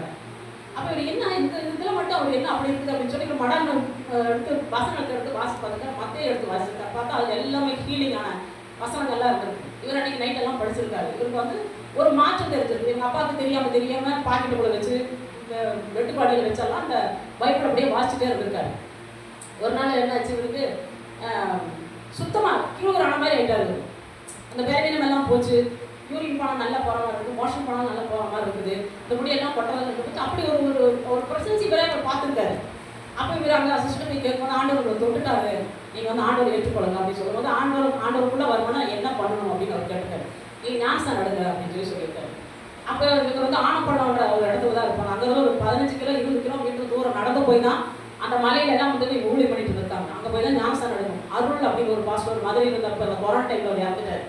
அவர் தான் வந்து வேலுகிருஷ்ணன் வந்து மேனேஜராக இருந்தார். அப்போ அவர் வந்து ஊழியர் பண்ணுறதுனால உங்களுக்கு நானே ஞானஸ்தானம் கொடுக்குறேன் வாங்க அப்படின்னு சொல்லி வடிவேல் முருகன் அப்படின்ற அந்த பேரை மாற்றி எஸ்ஐபிள் அப்படின்னு ஒரு பேரை அவர் கொடுத்தாங்க. இவர் அப்படியே அந்த அங்கே இருக்கிற சுற்றி வட்டத்தில் கூட்டெல்லாம் ஆதிவாசி பாஸ்டர்கள்லாம் இருக்குது, அவங்களெல்லாம் கூப்பிட்டு டெய்லி கூப்பிட்டு ப்ரேயர் பண்ணுவாங்க. அப்போ ஞானஸ்தானம் எடுத்து வந்து அவங்க அப்பா தெரிஞ்சிச்சு, நீ வீட்டுக்குள்ள இருக்கக்கூடாது, வெளியில் போயிடும் அப்படின்னு சொல்லி. அவ்வளோ பெரிய வியாதியெல்லாம் 10 லட்சம் 15 லட்சம் செலவு பண்ணுவதெல்லாம் அவங்க அப்பனுக்கு தெரியல. இந்த சீக்கு நாளானதுமே அவர் ஜாலி பார்க்க ஆரம்பிச்சார், கடவுளை பார்க்கறாங்க. நீ இருக்கக்கூடாது, நான் கோயில் குளத்துக்கெல்லாம் பிள்ளைகள் எதிர்த்து கட்டி கொடுத்துருக்கோம், நீ இருக்கக்கூடாதுன்னு சொல்லும்போது பரவாயில்ல அப்படின்னு சொல்லிட்டு இவர் அது இருக்கிற பைபிளை தூக்கிட்டு போகலாம் அப்படின்னு சொல்லிட்டு அவங்க அம்மா நீ போகக்கூடாது சாமி நீ இரு அப்படின்னு சொல்லி திட்டுவோம். அன்றைக்கி ஒரு நைட் வந்துட்டார். இவர் என்ன சொல்லியிருக்கா, வாங்கப்பா நம்ம ராமகிருஷ்ண ஹாஸ்பிட்டலுக்கு திருப்பி போகலாம் வாங்க அப்படின்னு சொல்லி கூப்பிட்டுருக்காரு. இவர் மனசு ஆமாம் நீ வா அப்படின்னு சொல்லி இவர் கூப்பிட்டு போயிருக்காரு. இவர் அந்த சின்ன பைபிளை பாக்கெட்டில் வச்சுட்டு இவர் போயிருக்காரு. போய் அங்கே டாக்டர் போய் செக் பண்ணி பார்க்கும்போது அவர் சொன்னாரம்மா, ஏன்னா இவருக்கு வந்து அந்த கேன்சர் சிகிச்சை பார்த்து அந்த டாக்டர் அவருக்கு ஏகப்பட்ட பிரச்சனை இருந்து குற்றாலத்தில் போய் அவர் தற்கொலைப்பட்டு இறந்து போயிட்டார். ஆனால் இவர் கேன்சர் இருந்தவர் நல்லா ஆகிட்டார். அங்கே போய் பார்க்கும்போது இல்லை சார் அவர் இறந்து 4-5 மாதம் ஆயிடுச்சு அப்படின்னு சொல்லிட்டார். வேற ஒரு டாக்டர் பார்த்துட்டு உங்களுக்கு கேன்சருங்கிற எந்த ஒரு அறிகுறியும் உங்களுக்கு கிடையாது, என்ன பண்ணுனீங்க நீங்கள் அப்படின்னு சொல்லி கேட்டிருக்காங்க. அப்போ இவருக்கு தோணிருக்கு உண்மையான கடவுள் நம்ம பிடிச்சிட்டோம், இனி அப்பா அம்மா நம்மளை துரத்தி விட்டாலும் பிரச்சனை இல்லை, நம்ம ஆண்டவர் இருக்க பிடிச்சிக்கணும்னு சொல்லிட்டு இவர் வீட்டுக்கு வந்ததுமே அப்பா சொல்லிட்டாரப்பா நான் வெளியில் போகிறேன், என்னை பற்றி நீங்கள் என்னை தேடாதீங்கன்னு சொல்லி இருக்கிற துணியெல்லாம் எடுத்துகிட்டு ஆதிவாசி கிராமத்துக்கு போயிட்டார். அவரோட 3/4 பாகம் ஊழியமெல்லாம் ஆதிவாசி கிராமத்தில் தான் இருந்தது. அப்படி ஒரு நாள் வந்து இவர் அந்த ப்ரையரில் உட்காந்து நைட்டெல்லாம் உட்காந்து ஆதிவாசி கிராமத்தில் மலையில் தான் போகணும். அவங்க எல்லாம் உட்காந்து ப்ரேயர் பண்ணிட்டு இருக்கும்போது அப்படியே ஒரு நாள் ஒரு 2 மணிக்கு ஒரு அப்படியே ப்ரேயர் பண்ணிட்டு இருக்கும்போது இவரோட போய் ஒரு தரிசனத்தை பார்க்குறாரு. அது உண்மையாக பார்த்த மாதிரி இருந்ததாமா அவருக்கு. ஒரு 12 பேர் இவர் வந்து இவரோட முன்னாடி வந்து அப்படியே இந்த புல்லட்டில் வந்து அப்படியே அப்படி சுற்றி வந்து அவர் பக்கத்தில் அப்படியே நின்றுட்டு இவர் ப்ரேயர் பண்ணுறாங்க. நீ இறந்து போயிடுவேன்னு நினைச்சேங்க, ஆனால் உன்னை கொண்டு நான் செய்கிற காரியம் பயங்கரமாக இருக்கும். நீ யாரெல்லாம் தொடரையோ, யாருக்கெல்லாம் நீ ப்ரேயர் பண்ணுறியோ அவங்கெல்லாம் உயிரடைவாங்க. உன்னை கொண்டு பெரிய காரியங்கள் நான் செய்வேன் அப்படின்னு சொல்லி அவங்க அந்நிய பாஷை ஆகட்டும், வரங்கள் ஆகட்டும், எல்லாமே அந்த ஒவ்வொருத்தரும் அவர் கை வச்சு ஜெபிக்கும் போது இவருக்கு வந்து ஒரு தனி மாற்றங்கள் இருக்குதாம். அப்போ இவர் என்ன பண்ணிருக்காரு, டப்புனு ஒரு கண்ணை முடிச்சது, ஒரு கையில் பேதுருன்னு எழுதியிருந்தாம, இன்னொரு கையில் யோவான் அப்படின்னு எழுதியிருந்தாங்க. அந்த 12 பேர்த்தோட கையிலையும் ஒரு பேர் எழுதிருக்கு. இவருக்கு அப்படியே பார்த்ததும் என்ன பண்ணுறது அப்படியே தலை சுற்றி அப்படியே கீழே விழுந்த மாதிரி விழுந்தாரு. அப்புறம் பக்கத்தில் ஒரு மேத்யூ வந்துருக்காரு. மேத்யூ என்னன்னு தெரியல, அப்படி பார்த்துட்டேன் அப்படின்னு சொல்லி, இன்னும் பயப்படாத இசைக்கள், உங்களுக்கு ஒன்றுமே சாவே வராது, இன்னும் உன்னை கொண்டு 1000 பாதத்தில் ஆண்டவர் எழுப்புவார் அப்படின்னு சொல்லி அவர் சொல்லிட்டாங்க. அதோட இவர் ஊழியத்துக்கு வந்தார். இவங்க அப்பா அம்மா 2-3 வருஷமெல்லாம் விட்டுட்டாங்க. விட்டு இந்த வேலை விஷயம்லாம் அப்படி தான் எங்கள் ஊருக்கு வந்தார். அப்போ இந்த ஸ்டோரியெல்லாம் எங்களை சொல்கிறாரு, இந்த மாதிரி இருந்தது, எனக்கு நல்லாச்சு, அதே மாதிரி ஆண்டவர் உங்களுக்கு சுகப்படுத்தியிருக்காரு, இப்போ நீங்கள் ஆண்டவர் நம்புறீங்கன்னு கேட்கும்போது நான் சரின்னு சொல்லி ஒப்புக்கொடுத்து, அதே மாதிரி சாயந்தரத்தில் எப்படி ப்ரேயர் நடக்கும், காலையில் ப்ரேயர் நடக்கும், ரொம்ப வைராக்கியமாக இருப்போம் அந்த டைமில். நான் அதே மாதிரி கோபமாகவும் இருப்போம், கோபத்தை விடவும் மாட்டேன். நான் விட நமக்கு தெரியாது அதெல்லாம். அப்போ ஒரு நாள் சொல்லுவார், கடவுளுக்குள்ள இருந்தமா இப்படியெல்லாம் இருக்கணும், அப்படியெல்லாம் இருக்கணும், பைபிள் படி அப்படின்னு சொல்லிட்டு. அப்படியே ஒரு நாள் போயிட்டு இருக்கும்போது ஒரு நாள் இவங்க அப்பா அம்மாங்க இவரை பார்த்துட்டு வந்தாங்க. இப்போ வந்து பார்த்துருக்கும் போது என்ன அவங்க பார்த்துட்டு சொன்னாங்க, நீ கிறிஸ்துவ மாறிட்டியா அப்படின்னு சொல்லி. அப்போ அம்மா இவர் சத்தியம் சொல்லி தான் அப்படி நல்லா ஆச்சுன்னு எங்கள் அக்கா சொன்னாங்க. அப்போ அவங்க அப்பா வந்து பொண்ணு கொடுங்க எங்கள் பையனுக்கு அப்படின்னு சொல்லி. எங்கள் அக்கா, ஐயோ அவன் கேன்சர் இருந்து நல்லா இருக்கு, நான் திடீர் செத்து போயிட்டு நான் என்ன பண்ணுறது, நாங்கள்லாம் கொடுக்க மாட்டோம் அப்படின்ட்டாங்க. ஆனால் எங்கள் அம்மா வந்து எங்கள் அப்பா சொன்னாங்க, அவங்க அப்பா அம்மா கிடையாது, சகோதரிக்கு வந்து இருக்கிற வரைக்கும் தான் பார்ப்பாங்க, நாளைக்கு முன்னாடி வாழ்க்கை என்ன ஆகும்னு தெரியாது, அதனால நீங்கள் வந்து ஒரு வாழ்க்கை தேடி என் பையனை கல்யாணம் பண்ண நான் சொல்லலாமா, வேற ஒரு பையனை கல்யாணம் பண்ணிக்கிட்டு இப்படி இருக்கக்கூடாதுன்னு சொன்னார். நான் வந்து 7 நாள் பாசி போட ப்ரேயர் போடும்போது ஆண்டவர் வெளிப்படுத்தினார். அப்போவே தினகரையா தான். அப்போ தான் அவருக்கு ஃபோன் பண்ணும்போது நிறைய காரியங்களை வச்சு அவர் வந்து அந்த வசனத்தெல்லாம் வச்சு அனுப்பியிருந்தார். அந்த இடையில என்ன பண்ணது, 1 வருஷம் இடையில வந்து நண்பர் சுவிசேஷ புல்லூர் அப்படிங்கிற ஒரு அந்த இடத்துல வந்து நான் ஊழியம் பண்ணிட்டு இருந்தேன். அந்த கிராமத்தில் அவங்கெல்லாம் வருவாங்க, சர்வீஸ் கொடுப்போம், ட்ராக்ஸ் எல்லாம் கொடுப்போம், அப்படிலாம் பண்ணிட்டு இருக்கும்போது அவங்க யாரெல்லாம் நீங்கள் ஒரிசா நீங்கள் வர்றீங்க, இந்த மாதிரி ஜார்க்கண்டுங்கிற இடத்துக்கெல்லாம் நீங்கள் எல்லாம் யாரும் ஒப்பு கொடுக்குறீங்க அப்படின்னு சொல்லும்போது நம்மளுக்கு தான் ஒன்றும் இல்லையே, நான் வரேன்னு சொல்லி ஆமெல்லாம் ஃபில்லப் பண்ணி கொடுத்தாச்சு. கொடுத்தெல்லாம் ஃபில்லப் பண்ணி அங்கே ரெடி ஆகிடுச்சு ஊழியத்துக்கெல்லாம். அந்த டைம் பார்த்து தான் பாஸ்டர் வீட்டில் வந்து எனக்கு பொண்ணு பார்த்து அவங்க எல்லாம் ரெடி ஆகிடுச்சு, பத்திரிக்கைலாம் அடிச்சு அந்த ட்ரெஸ் எல்லாம் வாங்கி கல்யாணம் பண்ணி சர்ச்சில் எல்லாம் போய் எல்லாத்துக்கும் சொல்லியாச்சு. அந்த டைமில் அந்த லெட்டர் வருது. அப்போ இவருக்கு மனைவி கொடுத்து அந்த மாதிரி லெட்டர் வந்துருக்கு, என்ன பண்ணுறதுன்னு கேட்கும்போது அவர் சொன்னார், நீ ப்ரேயரில் உட்காரு பார்க்கலாம் அப்படின்னு சொல்லி சொன்னார். அந்த டைமில் எங்கள் 2 பேருக்கு கல்யாணம் நடந்தது. இத்தனை நேரம் வரைக்கும் பேசுறதெல்லாம் ஹிந்துக்குள்ள இருந்தது. அப்படி விக்கிரத்தை வந்து வைராக்கியமான வாழ்ந்து பயங்கரமான கோவப்படுவேன், பயங்கரமான கேரக்டரே ஒரு மாதிரியாக தான் இருக்கும். அந்த மாதிரி ஒரு கொடூரமானவங்களை வந்து ஆண்டவர்களை வந்து பைபிள் டெய்லி படித்து என் வீட்டுக்காரரை பார்த்து நான் அநேக காரியங்கள் நான் கற்றுக்கிட்டேன். அவரை பார்த்து நிறைய நான் திரும்பி இருக்கிறேன். அவர் அப்படி ஒரு கொலகாரனாக இருந்தும் ரவுடியாக இருந்தும் கூடி சாராயத்தை காய்ச்சி குடிக்கிற ஒரு மனுஷனாக இருந்தும் கூடி கடவுளுக்குள்ள வந்ததுக்கு பின்னாடி அவரை போல ஒரு மனுஷன் யாருமே கிடையாது. அவரை பார்த்தவங்க ரட்சிக்கப்படாதவங்க யாருக்குமே இருக்க மாட்டாங்க. 5 நிமிஷம் விட்டு பேசினா போதும் அவன் ரட்சிக்கப்படாமல் போவே மாட்டான். எந்த ஒரு யாரையும் அவர் திட்டவோ பேசவோ, என்னால் கல்யாணம் பண்ணி 24 வருஷம் கூட வாங்க ஒரு நாள் கூட எனக்கு எஸ்தர் அவர் கூப்பிட்டது கிடையாது. வாடா போடா சாமி அப்படிதான். அதே மாதிரி சர்ச்சுக்கு வரவங்களையும் ஜெபிக்கிறதுக்கு வரவங்களையும் எல்லாத்தையும் இதே மாதிரி தான் பேசுவார். ஒரு சின்ன ஸ்மைல், அவரோட முகத்தில் நான் கோபத்தை பார்த்ததே கிடையாது. கோவப்படுவார், காரணத்தோட கோவப்படுவார், அந்த நிமிஷத்தில் அவர் போயிடுவார். எனக்கெல்லாம் பாக்கியம் அவர் கிடைச்சது, ரொம்ப பாக்கியம். ஒரு நாள் அவரெல்லாம் வந்து நான் ரட்சிப்பு கூட வரேன்னு சொன்னேன், எனக்கு என்னைக்கெல்லாம் மதிச்சு நீங்கள் மண்ணோட மண்ணா நான் போயிருக்கேன், நீங்கள் சூழல் உங்கள் இடத்துல அவர் விட்டு இருக்க மாட்டேன். அந்த டைமில் என்ன ஆச்சுன்னா, இவர் வேறு விஷயத்தில் வேலை செஞ்சுட்டு இருந்தார். அந்த டைமில் நான் சர்ச்சஸ் நடத்திட்டு இருக்க டைமில் ஒரு நாள் ஒரு பொண்ணு வந்து ரொம்ப உடம்பு சரியில்லாமல் வீட்டுக்கு கூப்பிட்டு வந்துட்டாங்க. நான் வந்து ஒரு ஃபோன் பண்ணி ஆஃபீஸ் ஃபோன் பண்ணி இது போல உடம்பு சரியில்லாமல் போய் வீட்டுக்கு பார்க்கறது அவர் சார் அனுப்ப மாட்டேங்க. அவங்க வீட்டுக்கு வரப்போ அந்த பொண்ணு இறந்து போயிடுச்சு. இவர் வந்து நம்மளுக்கு எனக்கு வந்து ஜெபிச்சதுனால தான் இன்றைக்கி நான் உயிரோடு இருக்கிறேன். நான் சம்பளத்தை பார்த்தேன்னா ஊழியம் பண்ண முடியாதுன்னு சொல்லி அன்றைக்கே ரிசைன் பண்ணிட்டு நாங்கள் 2 பேருமே பல்லடம் வந்துட்டோம். அப்போ வந்து எனக்கு ஒரு 5 மாதம் வயிற்றுல. அப்போ டாக்டர் சொன்னால் ரொம்ப வீக்காக இருக்குது, நீங்கள் பஸ்ஸில் நீங்கள் போகக்கூடாது அப்படின்னு சொல்லி. அப்போ ஒரு வண்டி தான் பிடிச்சி, அப்போல்லாம் ஒன்றுமே கிடையாது, 2 சட்டி பாத்திரம் ஒரு சின்ன ஒரு பெட்டி தான் தூக்கி பல்லடம் வந்துட்டோம். என்ன பண்ணுறதுனே தெரியாது.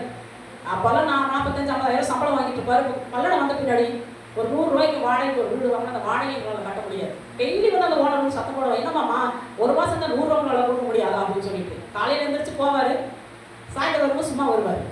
பசி மாசமாக இருக்கிறவங்களுக்கு நல்லாவே தெரியும், ரொம்ப பசிக்கல, ஏதாவது கொண்டு வரா அப்படின்னு எதிர்பார்த்துட்டே இருப்பேன். பார்த்தா வரும்போது சும்மா தான் வருவார். அது வந்து நான் தளரவே மாட்டேன். பரவாயில்ல, நான் தண்ணி 2 பேரும் சோமணி குடிச்சுக்கலாம் சொல்லி சின்ன சட்டியில் தண்ணி வச்சு 2 பேரும் சோமணி குடிச்சு படுத்துக்கணும்.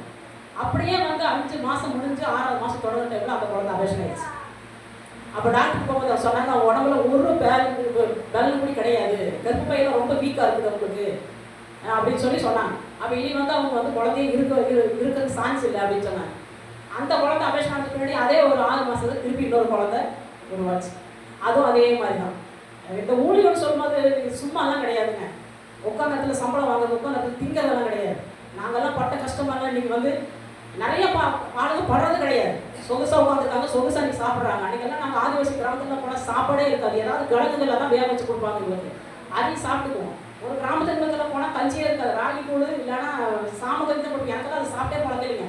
ஆனால் ஒரு பாஸ்டர் அழகாக நீ குடிச்சிட்டு ஜோம் பண்ணிட்டு நல்லா இருந்ததுங்கம்மா அப்படின்ட்டு வந்துடுவார். நான் வெளியில் சொல்லி எப்படியோ உங்களுக்கு மனசு வந்து இப்படி சொல்கிறதுக்கு அது என்னாலே குடிக்க முடியாதே. இந்த ஊழியம் கத்தர் இப்படியெல்லாம் பார்த்துருந்தாங்கன்னா நம்ம இடத்துல விட்டுருக்க மாட்டோம். நிறைய காரியம் எனக்கு அப்படியே ஊழியத்துக்கு போவதெல்லாம் அப்படி சொல்லி கொடுத்துட்டே இருப்பார். அப்போ வந்து ஹீலிங் நியூஸ் தான் பண்ணிட்டு இருந்தாரு. அப்போ தான் ஒரு நாள் சொன்னார், எஸ்தர் இந்த மாதிரி வந்து உங்கள் அப்பா அம்மா இறந்தது வந்து செய்வதையும் பிலிஸ்தீனை வச்சு தான் குடும்பமே அழிச்சு போச்சு. ஆனால் இன்றைக்கி அது வந்து ஆண்டவர் ஒன்று தப்பிச்சிருக்காருன்னு அந்த அந்த ஹீலிங் தான் இவர் பண்ணிட்டு இருந்தார். எங்கே போய் கை வைக்கிறாரா, இவர் கை வச்சாலும் ஆட்டோ கிட்ட வெளில ஒன்று காணும், முகத்தை மட்டும் பாருங்க. அவர் பார்த்து ஏசு நாமத்தில் போனால் எப்படிப்பட்ட விசுவாசம் ஓடி போய் முடியாத கேஸுக்கெல்லாம் கொண்டு வருவாங்க. எங்கள் வீடு எப்போ பார்த்தாலும் 5 கிலோ 10 கிலோ அரிசி வீட்டில் எடுத்துக்கிட்டே இருக்கும், நான் ஆக்கி போட்டே இருப்பேன். ஆனால் அதெல்லாம் ரொம்ப ஒரு கடவுளுக்குள்ள வந்த பின்னாடி அதெல்லாம் ரொம்ப சந்தோஷமான காரியம். அதெல்லாம் அப்படி ஒரு வாழ்க்கை போயிட்டு இருந்தது. 2வது குழந்தை இதே மாதிரி சாப்பாடு இல்லாமல் ரொம்ப வீக்காகி கை காலில் திருவுண்டாகி வயிறு மட்டும் தான் அவ்வளோ பெருசு இருக்கும். ஹாஸ்பிட்டல் போய் டாக்டர் கிட்ட என்னமோ அதெல்லாம் மனசாட்சியே கிடையாது, அவங்களுக்கெல்லாம் குழந்தை தேவையா, எதுக்கு இப்படி எல்லாம் நீங்கள் எல்லாம் இப்படி பண்ணுறீங்க அப்படின்னு சொல்லி டாக்டர் அம்மா திட்டுனாங்க. நான் அப்படியே குறுகி போய் நான் குழந்தைன்னு ஆகணும் நம்மளுக்கு தானே தெரியும் அப்படின்னு சொல்லி பார்த்தா அதுவும் அதே மாதிரி கரெக்டாக அதே ஒரு 5.5 மாதம் ஆகும்போது அந்த குழந்தை அபேஷன் ஆயிடுச்சு. அந்த 2வது குழந்தை பையன், 3வது குழந்தை பொண்ணு. அபேஷனெல்லாம் பண்ணி எல்லாம் வீட்டுக்கு வாங்கலாம் க்ளீன் பண்ணி வீட்டுக்கு வந்தாச்சு. வீட்டுக்கு வந்த பின்னாடி எங்கள் மாமியார், உனக்கெல்லாம் குழந்தைய பார்க்க முடியாது, இந்த எதுக்கு நீ நான் அன்றைக்கே சொன்னேன் மாமா கிட்ட, இந்த பொண்ணு வேண்டான்னு சொல்லி கேட்கவே இல்லை. இப்போ பற்றி என் பையனுக்கு ஒரு வாரிசே இல்லை அப்படின்னு சொல்லி சொன்னாங்க. அது கேட்டதுக்கு ரொம்ப சங்கடமாக இருந்த போய் வீட்டுக்கார சொன்னார், எனக்கு அவருக்குள்ள அவருக்கு எனக்குள்ள எங்களுக்குள்ள கத்தர் இருக்கார், இதெல்லாம் நீங்கள் பேசக்கூடாது, இதெல்லாம் ஊழிய பாதையில் அப்படி தான் இருக்கும், நீங்கள் அதெல்லாம் பேசக்கூடாது. நான் சொன்னேன், என்னை தொட்ட ஆண்டவர், என் கணவரை தொட்ட ஆண்டவர் என் கற்பத்தில் கண்டிப்பாக குழந்தை கொடுப்பார். நான் அப்படிப்பட்ட கடவுளை தான் நான் கும்பிட்டுருக்கிறேன். குழந்தையோட தான் வீட்டு வாசப்படி நான் எழுத தவிர இனி அப்படியே நான் வர சும்மா நான் வர மாட்டேன்னு சொல்லிட்டேன். மாமியார் பார்க்கலாம் போ அப்படின்ட்டாங்க. அதே பாருங்க 4 மாதம் கழிஞ்சு அதே மாதிரி திருப்பியும் பாப்பா வந்து கர்ப்பமான. அது 3 மாதம் வரைக்கும் எனக்கு தெரியவே இல்லை. அப்புறம் திடீர்னு ஒரு நாள் ஒரு மாதிரி இருந்தப்போ நான் கிட்ட சொன்னேன், சரி வாட ஹாஸ்பிட்டல் போகலான்னு சொல்லி இங்கே பொங்கல் ஒரு திருப்பூர் பக்கத்தில் குடியிருந்தோம். அந்த பொங்கல் டாக்டர் போய் கேட்கும்போது அந்த மாதிரி அவங்க நீங்கள் 3 மாதம் முடிஞ்சுதுமா செக்கப் பண்ணிட்டு வாங்க அப்படின்னு சொன்னோம். செக்கப் பண்ணி வந்து நல்லா தான் இருந்துச்சு. அப்போ நான் சொன்ன இந்த மாதிரி ஏற்கனவே இந்த மாதிரி 2 ஆயிடுச்சு.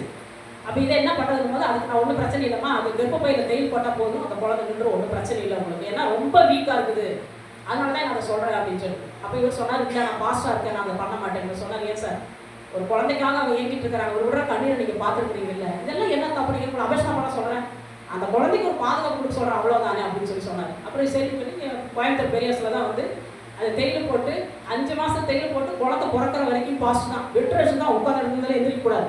அவரே காலையில் டிஃபன் செஞ்சு கொடுப்பாரு, சாப்பாடு செஞ்சு கொடுப்பாரு, துணிமணி துவைக்கிறது எல்லாமே பண்ணி ஊழியத்துக்கு போயிடுவார். சாயந்தரம் வருவார், 5 10 கொண்டு வருவார். ஆனால் ரொம்ப கஷ்டங்க, நீங்கள் நினைக்கிற மாதிரிலாம் ஊழியமெல்லாம் கிடையாது.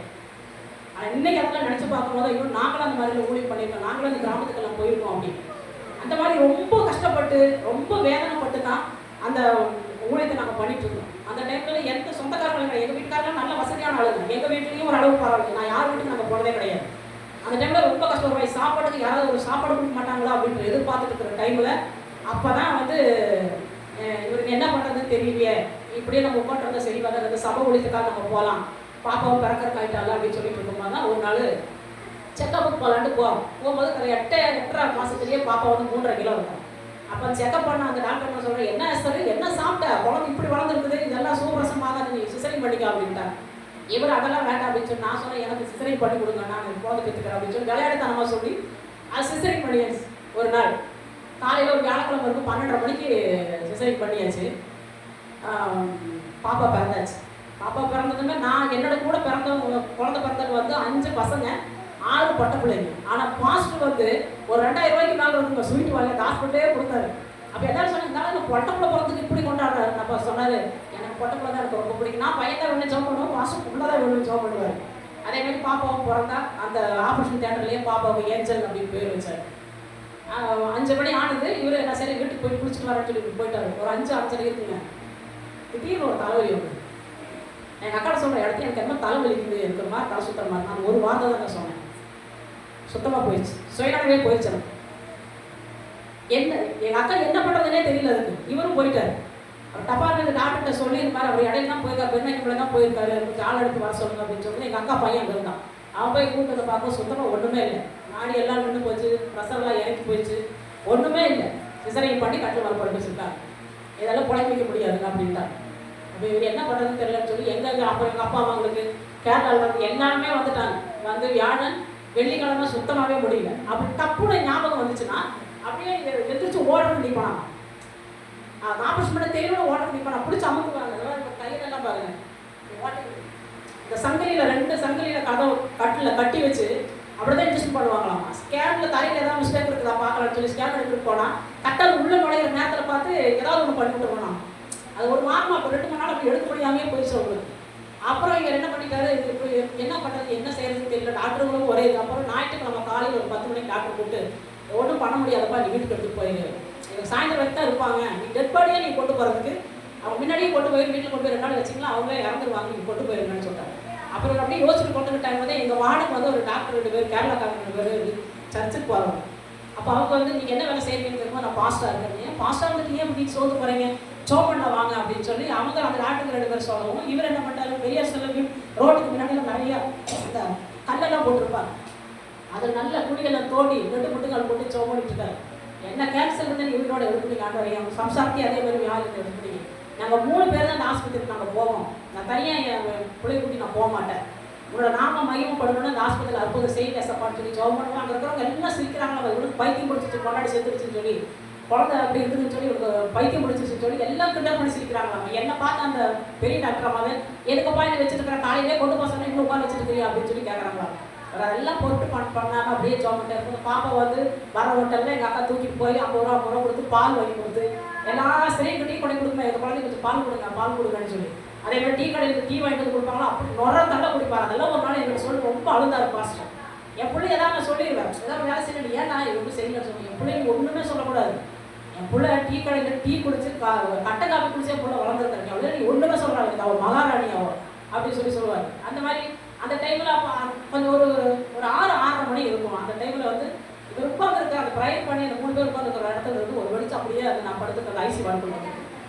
அப்போ அப்படி அந்த டாக்டர் பார்க்குறாங்களாம்மா, ஃபஸ்ட்டு அது என்னமோ ஒரு வெளிச்சம் தெரியுது அப்படின்னு சொல்லி அவங்க சொல்லும்போது சொன்னாரமே என் மனைவி மறைக்க மாட்டா, கர்த்தருடைய காரம் இறங்கிடுச்சு அப்படின்னு சொல்லி அதே ஒரு 5 நிமிஷத்தில் வந்து நான் என் குழந்தை எங்க அப்படின்னு கேட்டுருக்கேன். அப்போ அந்த இடத்துல வந்து கர்த்தருடைய நாமம் வந்து மகிமைப்படுச்சு. அந்த டாக்டர் அம்மாவே என்ன சொன்னாங்கன்னா, பரவாயில்லையே, நான் ஒரு ஹிந்து, அந்த அம்மா வந்து பயங்கரமான ஐயரு, நான் கும்பிட்ற கடவுளை காட்டிலும் நான் படித்த படிப்பை காட்டிலும் உங்கள் ஆண்டவர் தான் உயிருள்ள கடவுள்னு சொல்லி நீங்கள் நிரூபிச்சுட்டீங்க, நீங்கள் ஏசு கிறிஸ்து தான் உயிரோடு இருக்காரு அப்படின்னு சொல்லி அந்த அம்மாவே சொல்லி அந்த கட்டி எப்படி என் எழுப்பு விட்டு ஐசியூல போட்ட வச்சு பார்த்தீங்கன்னா கையில் சதையெல்லாம் வெளியில் வந்துச்சு. இந்த நரம்பெல்லாம் அப்படியே வெளியில் தள்ளி அப்படியே அலம்போலமாக படுத்து கிடக்கிறேன். நான் அப்படியே கண்டுபிடிச்சு பார்க்கும்போது நான் தானா அப்படின்ற அந்த கையை காலெல்லாம் சங்கிலியில் கட்டிச்சு இந்த பைத்தியக்காரங்களை படிக்க வச்ச மாதிரி படிக்க வச்சிருந்தாங்க. கண்டுபிடிச்சு பார்த்தது பாப்பா பார்த்தா இத்தினூண்டுக்கான பிறந்தப்போ பார்த்தப்போ அப்படி கலர் அப்படி இருக்க பார்த்தா இத்தினூண்டா படுத்துருக்குறான். இப்போ நான் கேட்டேன், ஏன் பாப்பா தான் உடம்பு சரியாக கேட்கும்போது அவர் இவர் உனக்கு தான் உடம்பு சரியில்லை, பாப்பா உடம்பு சரியில்லைன்னு கேட்குறேன்னு மனசில் நினச்சிட்டு இல்லைடா அவர் நல்லா தான் இருக்கிறா அப்படின்னு சொல்லிட்டார். ஆனால் எனக்கு இப்படிலாம் ஆச்சு அப்படின்னு எங்கள் அக்கா வந்து இவர் அவர் சொல்லவே கிடையாது, டாக்டர் வந்து சொல்லலை. அப்புறம் அதே இடத்துல வந்து அந்த நரம்புகளை சரி பண்ணுறபடி மதுரையில் ஒரு டாக்டர் வந்து உண்மையாலுமே என்ன சொல்கிறாங்க, இன்றைக்கி நிறைய பேர் வந்து கோயம்புத்தூர் ஹாஸ்பிட்டல் வந்து இருக்கிறாங்க, பெரியாசி பணம் செத்துருவோம் கொண்டுருவாங்க அப்படின்னு. ஆனால் இன்றைக்கி நான் வந்து இங்கே நிற்கிறேன்னா முதல் படி ஆண்டவர், 2வது வந்து பெரிய ஆஸ்பத்திரியில் அந்த டாக்டருக்கு தான். எல்லாருமே மோசம் கிடையாது, ஒரு சில ஆளுங்கள்லாம் வந்து மனசாட்சியோட இருக்கிறவங்க இருக்கிறாங்க, நல்லா ட்ரீட்மெண்ட் பண்ணாங்க. எனக்கு அந்த மதுரையில் இருக்கிற டாக்டர் வந்து டெய்லி சொல்லுவார், எஸ் சார் பரவாயில்லையா, எப்படி இருக்குது எப்படி இருக்குது பரவாயில்ல சார் அப்படின்னு. அந்த நரம்பெல்லாம் சரியாகி சதையெல்லாம் நல்லா வரைக்கும் 15 நாள் அந்த ஹாஸ்பிட்டலே இருந்து நான் டிஸ்சார்ஜ் பண்ணி வெளியில் வரும்போது அவர் கேட்டார், இந்த மாதிரி எங்கள் அம்மா கேட்டால் நீங்கள் ஞாபகத்துக்கு எனக்கு வாங்கி கொடுத்துட்டு போங்க.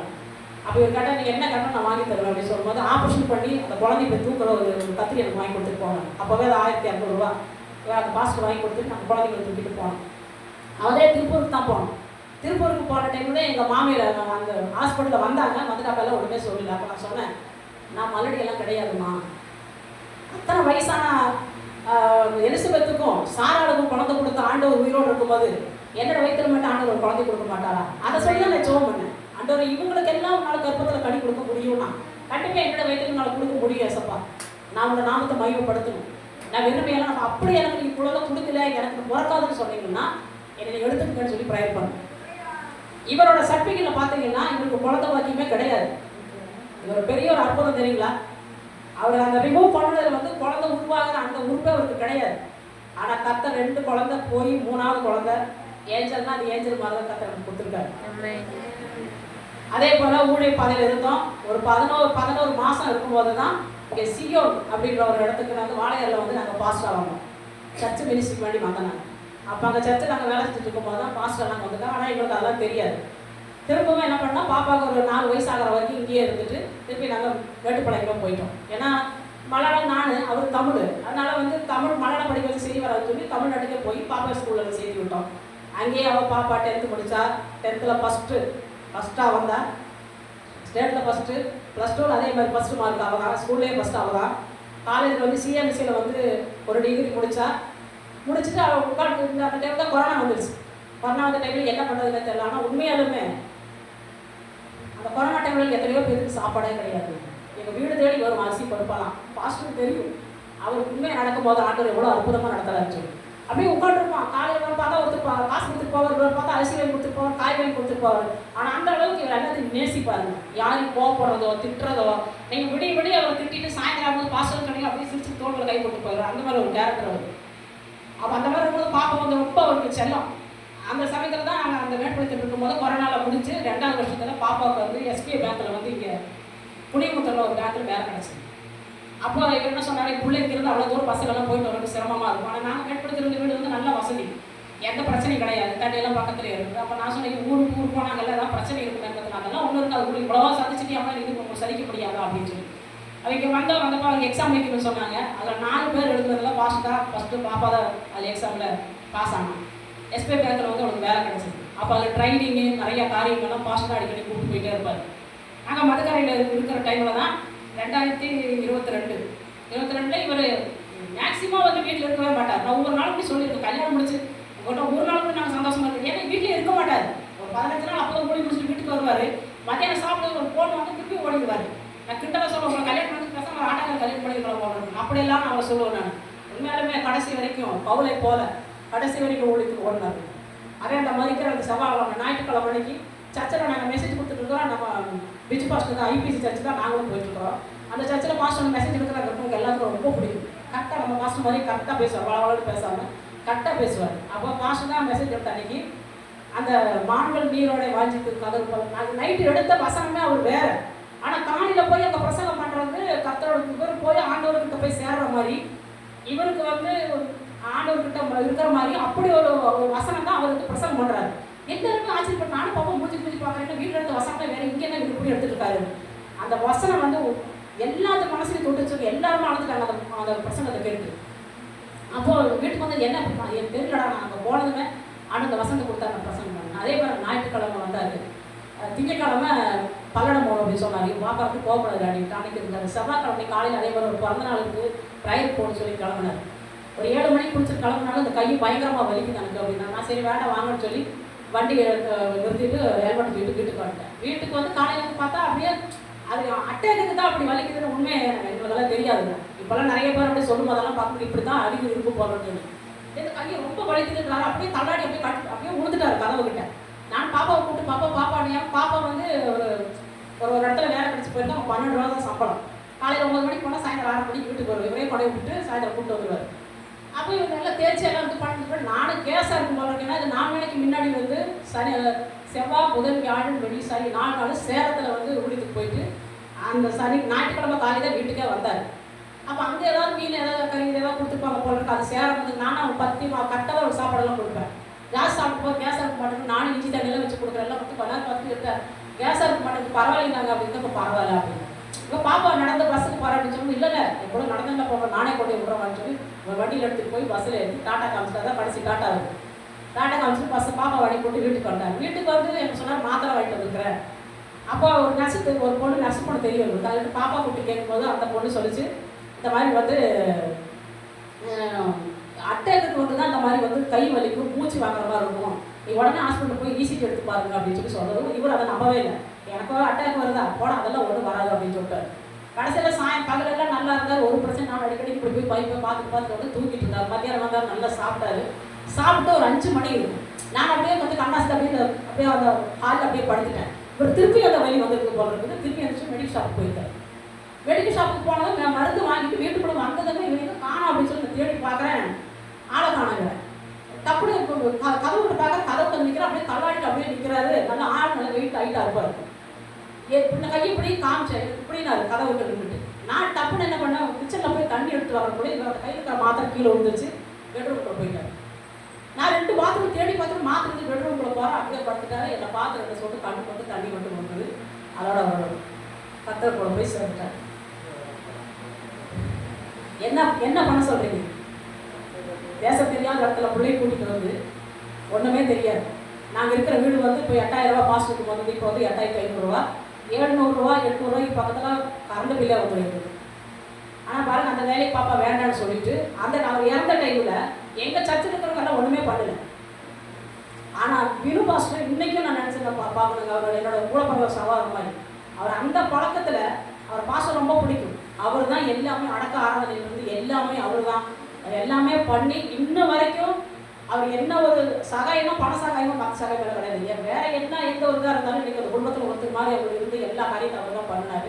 அதுக்கு பின்னாடி பாப்பா வந்து இந்த சம்பளத்தை வச்சு எங்களை ஒன்றுமே பண்ண முடியாது அப்படின்னு சொல்லிட்டு பாப்பா வந்து வேற வேலைக்கு போய் அதில் அந்த சம்பளத்தை வச்சு தான் நாங்கள் இத்தனை நாள் சாப்பிட்டு இந்த போன வருஷம் வேற ஒரு வேலைக்கு வந்து பாப்பா சேர்ந்தாச்சு. அது பாருங்க, உலகத்தானா இருக்கும்போது உண்மையாலுமே வந்து ஒரு வசந்த வாசத்தில்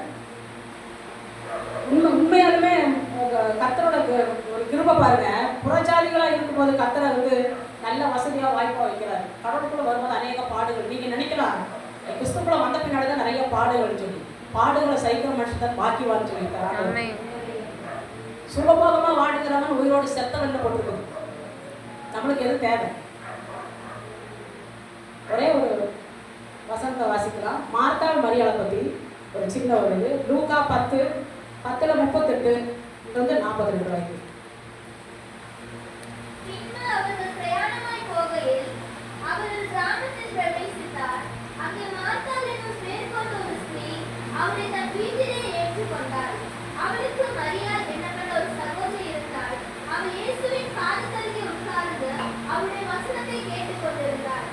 மார்த்தாளோ பற்பல வேலைகளை செய்து மிகவும் வருத்தமடைந்து அவரிடத்தில் வந்து, ஆண்டவரே, நான் தனியே வேலை செய்யும்படி என் சகோதரி என்னை விட்டு வந்திருக்கிறதை குறித்து உமக்கு கவலை இல்லையா? எனக்கு உதவி செய்யும்படி அவளுக்கு சொல்லும் என்றார். இயேசு அவளுக்கு பிரதியுத்தரமாக, மார்த்தாளே, மார்த்தாளே, நீ அநேக காரியங்களை குறித்து கவலைப்பட்டு கலங்குகிறாய். தேவையானது ஒன்றே. மரியாள் தன்னை விட்டெடுப்பதாக நல்ல பங்கை தெரிந்து கொண்டாள் என்றார். அல்லேலூயா. அல்லேலூயா. நிறைய சகோதரிகள்லாம் உண்மையாலுமே அவங்களெல்லாம் பார்க்க ரொம்ப சந்தோஷம் தான். ஆனாலும் நான் ஒரே ஒரு வார்த்தை சொல்கிறேன், நீங்கள்லாம் சங்கடப்படாதீங்க. இந்த நிமிஷத்தில் வந்து ஸ்டாலின் வந்து ஒரு 1000 ரூபா 10,000 ரூபா கொடுக்குறேன்னு சொன்னாங்க, நீங்களே எதிர்ப்பீங்க. காலையில் 5 மணிக்கெல்லாம் 10,000 ரூபா கொடுக்குறேன்னு சொல்லி நீங்களே எதிர்ப்பீங்க. கையெல்லாம் ஆசை நான் நம்ப மாட்டேங்க. எத்தனையோ பேர் அப்படி நான் பார்த்துட்டு வருவோம் 28 வருஷம். அவங்க நைட்டே போய் பார்க்க பாய் போட்டு படுத்துக்குவோம். ஏன்னா 10,000 ரூபா நம்மளுக்கு கிடைக்குது இல்லை. அதே மாதிரி ஏதாவது கிரைண்டர் கொடுக்குறாங்க, லோனு கொடுக்குறான்னு சொன்னால் நீங்கள் வந்து அந்த இடத்துக்கு போய் விடிவடி படுத்து வச்சு வாங்கி வருவீங்க. கடவுளோட சமூகத்துக்கு வர்றது ஏங்க லேட்டாக வரீங்க? ஏன் லேட்டாக வரீங்க? நம்ம கிறிஸ்துவெல்லாம் இருந்தால் மாத்திரம் பார்த்தாதுங்க. மரியாதை மாத்திரை பற்றி நம்ம பார்த்தோம். மரியாதை வந்து நல்ல பக்கம் தெரிந்து கொண்டாலும் நான் சொல்லுறது. அவள் ஆண்டவரோட பாதத்திலேயே உட்கார்ந்து அவர் என்ன சொல்கிறாரு, அவர் என்ன பண்ணுறாரு, அதவே அவன் பார்த்துட்டு இருந்தான். ஆனால் மார்த்தாள் அப்படி கிடையாது. பல பாலைக்கு பாத்திரம் வளர்க்குறது, சட்டிப்பானை வளர்க்குறது, என் புருஷன் வரும், புள்ள வரும், அப்படி வரும், இப்படி வரும்னு அவன் சிந்திச்சு அவள் மனசு உடஞ்சு போய் கடைசியில் எசப்படி சொல்லிட்டான். இவன் வந்து எனக்கு எந்த உதவியும் பண்ணுறது, உன் கால் கிட்டேயோ பார்த்துட்டு இருக்கா, வந்து எனக்கு ஹெல்ப் பண்ண சொல்லுவாங்க. அப்போ அவர் ஒரே ஒரு வார்த்தை சொன்னார், மரியாளோ நல்ல பங்கை தெரிந்து கொண்டார். அம்மாமார்கள் சகோதரமார்கள் சகோதரிமார்கள் ஒரே ஒன்று சொல்கிறாங்க, கடவுளுக்குள்ள வைராக்கியமாக நம்ம அந்நிய பாஷை பேசுகிறோம், ஆராதிக்கிறோம், பாட்டு பாடுறோம், அதெல்லாம் முக்கியம் கிடையாது. கர்த்தரோட வேலை அது சீக்கிரமாயிடுச்சு. நம்ம இந்த புதியாட்டமும் இந்த பேச்சும் இந்த சிரிப்பும் நம்ம நினைக்கிறோம் நம்ம வெள்ளை ட்ரெஸ் போட்டு அப்படியே சர்ச்சை போய் போடுறோம், நம்ம அப்படியே பாட்டு பாடுறோம், வர்ஷிப் பண்ணுறோம், அந்நிய பாஷை பேசுகிறோன்னா கண்டிப்பாக போக முடியாதுங்க. என் மேலே கோவப்பட்டாலும் சரி, நான் அப்படி வாழ்ந்தேன். இன்னைக்கு இந்த நிமிஷத்தில் இப்போ அமெரிக்காவில் ஒரு ஒரு மரணம் நடந்து தெரியுமா, ஒரு ஊழிக்காரனை சுட்டு போனாங்க. இந்த நிமிஷத்துல 10 பேர் துப்பாக்கி தூக்கிட்டு வந்துட்டீங்க. எத்தனை பேர் கை தூக்குறீங்க சாகர? சொல்லுங்க பார்க்கலாம். தூக்கமா? ஆண்டவருக்காக சாகரன்னு எத்தனை பேர் சொல்லுவீங்க? சொல்ல முடியாது உங்களால. ஏன்னா அந்த அளவுக்கு தான் நீங்க ஆண்டவரை ருசிச்சிருக்கீங்க. ஆண்டவரை ருசிச்சு ஆண்டவருக்குள்ளே நம்ம வாழ்ந்து பாடுகளையும் கஷ்டங்களையும் துன்பங்களையும் அனுபவிக்கிற மட்டும்தான் அந்த மரணத்துக்கு ஒப்பு கொடுப்பாங்க. நான் ஒன்னே ஒன்று சொல்றேன், இந்த இடத்துல என்னை கத்தி எடுத்து பார்த்து நேரம் அறுத்தா நான் அப்படியே காமிப்பேன். ஏன் தெரியுமா? என்னோட ஆண்டவர் என்னோடு கூட இருக்கிறார். என் 24 வருஷம் ஆண்டவர் என்னோடு கூட இருந்து நடத்தி இருக்கிறார். அவருக்காக ஜீவனை கொடுக்கவோ அவருக்காக மறிக்கவோ இன்னைக்கு நானும் என் குழந்தை இன்னைக்கு நாங்கள் தயாராக தான் இருக்கோம். நானும் என் கணவரும் சும்மா சொல்லக்கூடாதுங்க, 100க்கு 100 தான் அவருக்குள்ள விசுவாசமா இருந்தோம். அவர் நல்ல ப்ரேயர்ல இருந்து நான் ப்ரேயரை கொண்டு இருந்திருந்தா அந்த ஊழியத்தை நாங்கள் பண்ணியிருக்க முடியாது. அதே போல் நாங்கள் 2 பேர் ப்ரேயர்ல இருந்து என் பிள்ளை ப்ரேயர்ல குறவா இருந்திருந்தா நாங்கள் இன்னைக்கு இந்த நிலையில் இருந்திருக்க முடியாது. 3 பேருமே 100 இருந்ததுனால தான் இன்னைக்கு இந்த சபையில வந்து நான் சாட்சி சொல்றேன். இல்லைன்னா நாங்கள் என்றைக்கும் மண்ணா போயிருக்கோம். அந்த சின்ன சம்பளமாக இருந்தாலும் கர்த்தர் எங்களை ஆசீர்வதிச்சிருக்காரு. நீங்க நினைக்கலாம், ஐயோ நம்ம சர்ச்சுக்கு போனா போதுங்க பரலோகம் போயிடலான்னு. கண்டிப்பா யாருனாலும் எப்படி போக முடியாது. அதெல்லாம் சும்மா வேஷம். யாருமே நீங்க வேஷத்தை காமிக்க வேண்டாம். 10 மணிக்கு ஆரம்பினா 11 மணிக்கு வரீங்க, 9:45 இங்க வந்து போட்டிருப்பாங்க ஏசாமி. அப்ப யார் நீங்க மறுதளிக்கிறீங்க? யார் மறுதளிக்கிறீங்க? பாஸ்டர் கத்துறாரு, அவருக்கு நீங்க ஒத்துழைங்க. அவருக்காக வேலைகளை செய்யுங்க, அவருக்காக முட்டி போட்டு ப்ரேயர் பண்ணுங்க. எங்க சர்ச்சில் லேடிஸ் மீட்டிங் இருக்கு, நாங்கள் தான் அதில் லீட் பண்ணுறோம். நிறைய பேருக்கு அது ஆசீர்வாதமாக இருக்குது. நிறைய தேசத்துக்காக நிறைய காரியங்களுக்காக நாங்கள் மன்றாடி ஜெபிக்கிறோம். நீங்களாம் வேலைன்னு போகாதீங்கம்மா, தயவு செய்து. இனி காலம் எல்லாம் செல்லாது. வேலைன்னு பார்க்காதீங்க, சொத்து சேர்க்கணும், அதை பண்ணணும், இதை பண்ணணும், கல்யாணம் பண்ணணும், அதெல்லாம் நீங்கள் எதிர்பார்க்காதீங்க. அதுக்கெல்லாம் நேரமே கிடையாது. இப்போ இந்த நிமிஷத்தை நான் சொல்கிற மாதிரி நீங்கள் எல்லாருமே உட்காந்துருக்கீங்க, எல்லாருமே அன்னை பாசையில் பேசுறீங்க. நான் குறை சொல்கிறேன்னு நினச்சிக்காதீங்க. அன்னை பாசையில் பேசுறீங்க, ப்ரேயர் பண்ணீங்க. நீங்கள் எத்தனை பேருக்கு பரவாயில்ல போவீங்க? எத்தனை பேருக்கு நிச்சயம் இருக்கு நான் பரலோகம் போவேன்? சொல்ல முடியாதுங்க. ஏன்னா நம்ம ருசிச்சது அவ்வளவுதான் ஆண்டவர். ஒரு தாத்தா ஒரு பேரன் இருந்தாங்க. அந்த தாத்தா பேரன் கையில ஒரு கோழி குஞ்சு இருந்தது. அந்த பையன் கேட்டான் தாத்தா பார்த்து, தாத்தா இந்த கோழி குஞ்சு செத்துருச்சா உயிரோடு இருக்கா அப்படின்னு கேட்டார். அவர் என்ன சொல்லியிருப்பாரு? தாத்தா என்னங்க சொல்லியிருப்பாரு? அவருடைய கொஞ்ச நேரம் சிந்திச்சாராம். அது செத்து போச்சுன்னு சொன்னா அவன் அப்படியே பறக்கட்டுருவான் இல்லையா? தாத்தாவை ஏமாத்திடுவான். உயிரோடு இருக்குன்னு சொன்னா அப்படி ஒரு நசுக்குனா போதும் அந்த குருவி செத்து போயிடும். அப்போ அவர் யோசனை பண்ணாராம், அந்த குருவி சாகிறதும் உயிரோடு இருக்கிறது உன் கையில தான்ப்பா இருக்குனாராம். அல்லேலூயா. இன்னைக்கு நம்ம பரலோகம் போறதும் நரகத்துக்கு போறதும் நம்ம கையில தாங்க இருக்கு. இன்னைக்கு நிறைய பேர் பார்த்தீங்களா, ரட்சிக்கப்பட்டாச்சு, ஞானஸ்நானம் எடுத்தாச்சு, கர்த்தர் மேசை எடுத்தீங்க. கர்த்தர் மேசை என்ன நினைச்சிட்டு இருக்கிறீங்க? பாஸ்ட் போட்டு அந்த பிரெட் நினைச்சிட்டு இருக்கீங்களா? இல்லை கடையில் வாங்கிட்டு அந்த திராட்சை ரசம் நினைச்சிட்டு இருக்கிறீங்களா? கிடையாதுங்க. அவர் நம்மளுக்காக 53ஆம் சங்கீதத்தில் அவர் படித்தார், அந்த விவசாயம் படித்தார். அந்த வீட்டில் போய் நீங்கள் படிச்சு பாருங்க. அவருக்காக நம்ம என்னங்க பண்ணிட்டோம்? நல்லா சாப்பிட்றோம், நல்லா ட்ரெஸ் பண்ணுறோம், காரில் போகிறோம், வர்றோம், பிரியாணி செஞ்சு சாப்பிட்றோம், சும்மா ஆமைன் போட்டு போகிறோம். எத்தனை பேர் அதிகாலையில் 3 மணிக்கு 4 மணிக்கு சோம்பிக்கிறீங்க? கை வைத்து பார்க்க முடியாது. நைட்டு ஃபேமிலி ப்ரேயர் எத்தனை பேர் பண்ணுறீங்க? என்னங்க நம்மளை யாரையும் குறை சொல்லல, வளரணும், இன்னும் வளரணும். இவர் மட்டும் பரலோகம் போனால் பத்தாதுங்க. அவங்க ஏன் கத்துறாங்க, ஏன் சத்தியத்தை சொல்கிறாங்க, எதுக்காக பாடுபடுறாங்கன்னா பரலோகம் போகிறது மட்டும்தான். எனக்கு நம்பிக்கை இருக்குங்க, என்னோட கணவர் போய் பார்ப்பேன். எனக்கு நம்பிக்கை இருக்குது, நான் பரலோகம் போய் என் கணவன் நான் பார்ப்பேன். என் பிள்ளைக்கு இருக்குது பரலோகம் போகிறதுக்கு எங்கள் அப்பா பார்ப்பாரு. அந்த நிச்சயம் ஒவ்வொருத்தருக்கும் வரும். நீங்கள் நிறைய பேர் ரட்சிக்கப்பட்டீங்க. எத்தனை பேர் தீபாவளி கொண்டாடுறாங்க தெரியுமா? எத்தனை பேர் பொங்கல் கொண்டாடுறாங்க? ஐயோ எங்கள் சொந்தக்காரங்க, எங்கள் சொந்தக்காரங்களை திட்டுவாங்க.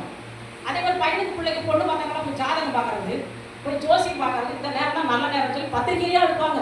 கர்த்தரால் காரியம் ஆனதுன்னு சொல்லி போட்டு 7லிருந்து 8 மணி வரைக்கும் 8க்குள் அப்படின்னா என்ன டைம் தானே பார்க்குறீங்க நீங்க? அதெல்லாம் நம்ம பார்க்கவே கூடாது. கர்த்தருக்குள்ள வந்து நம்ம ரட்சிக்கப்பட்டு ஞானஸ்தானம் எடுத்துட்டால் உலகப்புறமான காரியங்களை எல்லாமே நம்ம தவிர்த்துடும். நம்ம ஆண்டவரோட பிள்ளைகளாக மாறிடும். இன்னைக்கு வந்து இப்போ பாப்பா வந்து பாஸ்டரோட பொண்ணு ஏச்சல் ஆக முடியுமா? அவங்க அப்பாவை அவ தான் டாடி கூப்பிட்டுருப்பாங்க. என் பிள்ளை என்னதான் கூப்பிட்டாலும் அதை வாடகை போட்டு தான் வரும். அப்போ அந்த மாதிரி நம்ம அப்பா வந்து நம்ம சொந்த அப்பாவுக்கு அவரை வந்து மனசை வந்து நம்ம தளர்வு விடவோ வேதனைப்படுத்தவோ நம்ம கூடாது. தயவு செஞ்சு நான் சொல்கிறேன் பாருங்க. அடுத்து வீட்டில் போய் நீங்கள் வாசிங்க. சங்கீதம் வந்து 4:3 தப்பு எடுக்கிறது. ஒருத்தர் வந்து சங்கீதம் 1:2 படிக்கணும். சங்கீதம் 4:3 சங்கீதம் 1:2. நான் கர்த்தரை நோக்கி கூப்பிடுகையில் அவர் கேட்பார். ஆமென். எப்படிங்க? எப்படி கேட்பாரு? காலையில ஜெபிக்காம, சாயந்தரம் ஜெபிக்காம, உபவாசம் இருக்காம கூப்பிட்டா கேட்பாரா? ஆண்டவர் கேட்பாரா? கேட்க மாட்டார். அவன் மாஸ்டர் இறந்த பின்னாடி அப்படியே தளர்ந்து போய் உட்காந்துருந்தேன். ஒரு நாள் அப்படியே 2 மணி ஜோம் பண்ணிட்டு விடி தூக்கமே வராது. அப்படியே உட்காந்து ஜோம் பண்ணிட்டு ஆண்டவர் ஏன் எடுத்தீங்க அவரை? இன்னும் நிறைய காலம் கொடுக்குதுல, ஒரு வயசு 55 தான் ஆச்சு அப்படின்னு சொல்லும்போது ஆண்டவர் ஒரு வசனத்தை கொடுத்தாரு. நீ பயப்படாத, நான் உன்னோடு போய் இருக்கிறேன். தெரியாதே தேவன் உன்னை அந்த ஏசையா 41:10 அந்த வசனத்தை அப்படி கொடுத்தாரு. ஒரு மாசம் கழிஞ்சு நான் சொன்னேன், பிள்ளையும் வேலைக்கு போதாண்டவர் என்ன பண்றது, என்ன குடும்பத்தை எப்படி நடத்துறதுன்னு சொல்லும் பார்த்தா ஏசையா 54:10 கொடுத்தாரு. மலைகள் விலகினாலும் பருவதங்கள் நிலை பெயர்ந்தாலும் என் கிருபை விட்டு விலகாமல் சமாதானத்தின் உடம்புக்கு நிலை பெயராமல் உண்மையில் மனதுருங்கிற கர்த்தர் சொல்லுகிறார். அந்த வார்த்தை ஆண்டவர் என்னோடு பேசினார். அந்த வார்த்தையோட கூட தாங்க இன்னைக்கு நான் சோர்ந்து போய் அவர் இறந்தப்ப ரொம்ப மனம் உடஞ்சிருப்பான். ஆனால் அந்த ஒவ்வொரு நேரத்துலையும் என் பிள்ளை என்னை மனசு தைரியப்படுத்தி ஒரு ஊழியக்காரி தாடி விட்டுட்டோமா ஊழியத்தை நம்ம பண்ணணுமா, நீ இப்படி சோர்ந்து இருக்கக்கூடாது, சோர்ந்து இருக்கக்கூடாது, ஒவ்வொரு நாள் தட்டி எழுப்பி இன்னைக்கு இடத்துல ஒரு சாட்சியை இருக்கிறக்கான ஒரு காரணம் ஆண்டவர்களோட என் போய் அப்படி சாதாரணமாக நீ நினைக்காதீங்க, ரொம்ப வைரக்கமாக இருப்பாங்க. என் கழுத்தே இப்படி கத்தி அறுத்தாலும் போயிட்டே இருப்பான். அந்த அளவுக்கு ஆண்டவரை ருசிச்சிருக்கோம். அதே போல் நீ வீட்டில் போய் நிறைய வாசிங்க. அதே போல் சங்கீதம் 46 மட்டும் வாசிங்க. தேவன் நமக்கு அடைக்கலமும் பலனும் ஆபத்து காலத்தில் அனுகூலமான துணையுமானவர். சொல்லுங்க. தேவன் நமக்கு அடைக்கலம் பலனும் ஆபத்து காலத்தில் அனுகூலமான துணை. எப்படி இருந்தா சொல்லுங்க. என்ன கை வச்சிருக்கீங்க? இரவும் பகலும் நான் அதிகாலையில் ஜெபிச்சு பிரேயர் பண்ணி பூஜை சாமம் எல்லாம் தீபாவளி எல்லாம் கொண்டாடாம, பொங்கல் எல்லாம் கொண்டாடாம, சொந்தக்காரங்களுக்காக பயப்படாம, கத்துக்காக மாத்திரம் எழுதி பிரகாசிக்கிறவங்களை மட்டும்தான் படிங்க. தேவன் நமக்கு அடைக்கலமும் பலனும் ஆபத்து காலத்தில் அனுகூலமான துணையுமானவர். தயவு செஞ்சு யாருமே கோச்சுக்காதீங்கன்னா அப்படி ஒரு வைரக்கத்தில் இருந்து 3 வாட்டி மறிச்சு போய் நான் உயிரோட சமுத்திரம் நிற்கிறேன்னா அது கர்த்தரோட பெரிய ஒரு கிருபை. நான் இப்போ சும்மா கதை சொல்லிட்டு போறேன், நான் சிரிச்சுட்டு சொல்றேன் நீங்க நினைக்காதீங்க. நான் அப்படியே உடச்சு பேசுறேன்.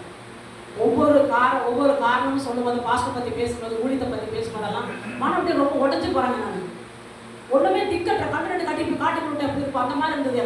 நான் உலகத்தை பார்த்ததுல எங்கேயும் நான் போனதுல எல்லாம் என் பாஸ்டர் எனக்கு பண்ணுவார். பெத்த பிள்ளைவா என்ன பார்ப்பார்.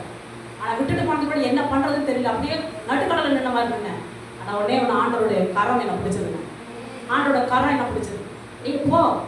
நீ போ எல்லா காரியத்தையும் நான் வாக்கி போட்டேன். இன்னைக்கு சபையில் நிற்கிறது அத்தனை லேடிஸ் மீட்டிங்லேயும் இன்னைக்கு நான் அவங்களை வெயிட் பண்ணி கொண்டு போயிட்டு இருக்கேன். அவளை வசனத்திலேயும் ப்ரையர்லேயும் ஒவ்வொருத்தரையும் ஒவ்வொன்றையும் பண்ணிட்டு இருக்கேன். தயவுச்சுன்னு சொல்கிறேன், நீங்கள் வேலையை பார்க்காதீங்க. இந்த சபையில் லேடிஸ் மீட்டிங் வேணும், கண்டிப்பாக வேணும். நிறைய பேர் தெரியாமல் இருக்கீங்க. நான் என்ன பேசுகிறேனே உங்களுக்கு தெரியல, பாஸ்ட் என்ன பேசுகிறேனே உங்களுக்கு தெரியுங்க. தயவு செய்து உங்களுக்கு சொல்கிறேன் பாருங்க, பாஸ்ட்டுக்கு உறுதுணையாக இருங்க. இந்த கடைசி காலம் ஆகி போச்சு. வேலைன்னு பார்க்காதீங்க. நம்மளுக்கு ஆகாரம் வேணுமா, என்ன நோக்கி கூப்பிடுன்னு தான் சொல்கிறாரு. அவரை நோக்கி கூப்பிட்டா நமக்கு ஒரு குறவு வராது. முதலாவது தேவனுடைய ராஜ்யத்தை நீதி தேடுங்கள், அப்படி எல்லாம் கூட கொடுக்கப்படும் நான் சொல்கிறார். முதலாவது தேவனுடைய ராஜ்யத்தை நீங்கள் தேடுங்க. அவர் நீதி தேடும்போது சகலமும் நம்மளுக்கு வாய்க்கப்படும். இந்த நேரத்தில் நான் சொல்கிறேன், கஷ்டப்படுறது எல்லாருமே அருமையாக கேட்டீங்க. லேட்டானாலும் பரவாயில்ல, நான் தப்பாக ஏதாவது பேசியிருந்தாலும் சாரி. எல்லாரும் கண்களை கொடுங்க, செபிப்போம், எல்லாம் அர்ப்பணிங்க. ஆண்டவரே, இந்த சாட்சி நாங்கள் கேட்டது ஒரு கதை இல்லைப்பா, அவரோட வாழ்க்கையில் நடந்தது நாங்கள் கேட்டோம் எசப்பா. அதே போல் நான் எங்களோட வாழ்க்கையில் நாங்கள் மாறணும் தகப்பனே. நாங்கள் பரலோகம் போனோம் எசப்பா. இத்தனை நாட்கள் இந்த புறஜாதிகளாக இருந்து இந்துஸாக இருந்து கர்த்தாவே நாங்கள் கர்த்தாவே கோயில் குளமாய் நாங்கள் அலைந்திருந்தோமே தகப்பனே, எங்களுக்கு ஸ்தோத்திரம். நீ அப்படிப்பட்ட வாழ்க்கை இல்லாதபடிக்கு இந்த சகோதரி போல் ஆண்டவரை வைரைக்குமாய் ஜீவித்து பரலோக ராஜ்யத்துக்குள்ள பிள்ளைகளாய் நாங்கள் மாறணுமே ஆண்டவரே, எங்களுக்கு ஸ்தோத்திரப்பா அப்படின்னு சொல்லி ஒவ்வொருத்தரும் அர்ப்பணிங்க. இந்த நிமிஷத்துல உங்களோட மனசெல்லாம் மாறணும். அடுத்த வாட்டி நான் பாஸ்டர் போன் பண்ணாலும் என் சபையில் இருக்கிறவங்க எல்லாம் மாறிட்டாங்கன்னு அவர் சொல்லணும். அந்த சந்தோஷத்தை நான் கேட்கணும். இன்னைக்கு நான் இருக்கிற நாளைக்கு நான் உயிரோடு இருப்பேனான்னு தெரியாது. ஆனால் உடனே ஒன்று சொல்கிறேன், கர்த்தருக்காக நீங்கள் வாழணும். கர்த்தருக்காக வைராக்கியமாக இருக்கும்போது கர்த்தர் நம்ம கணவரை பார்ப்பார், பிள்ளைகளை பார்ப்பார், எல்லாரையும் பார்ப்பார். அதுக்காக நீங்கள் அதிகமாக பாரத்தோடு முடிவீங்க. செவிங்க. ஆண்டவரே, அர்ப்பணிங்க.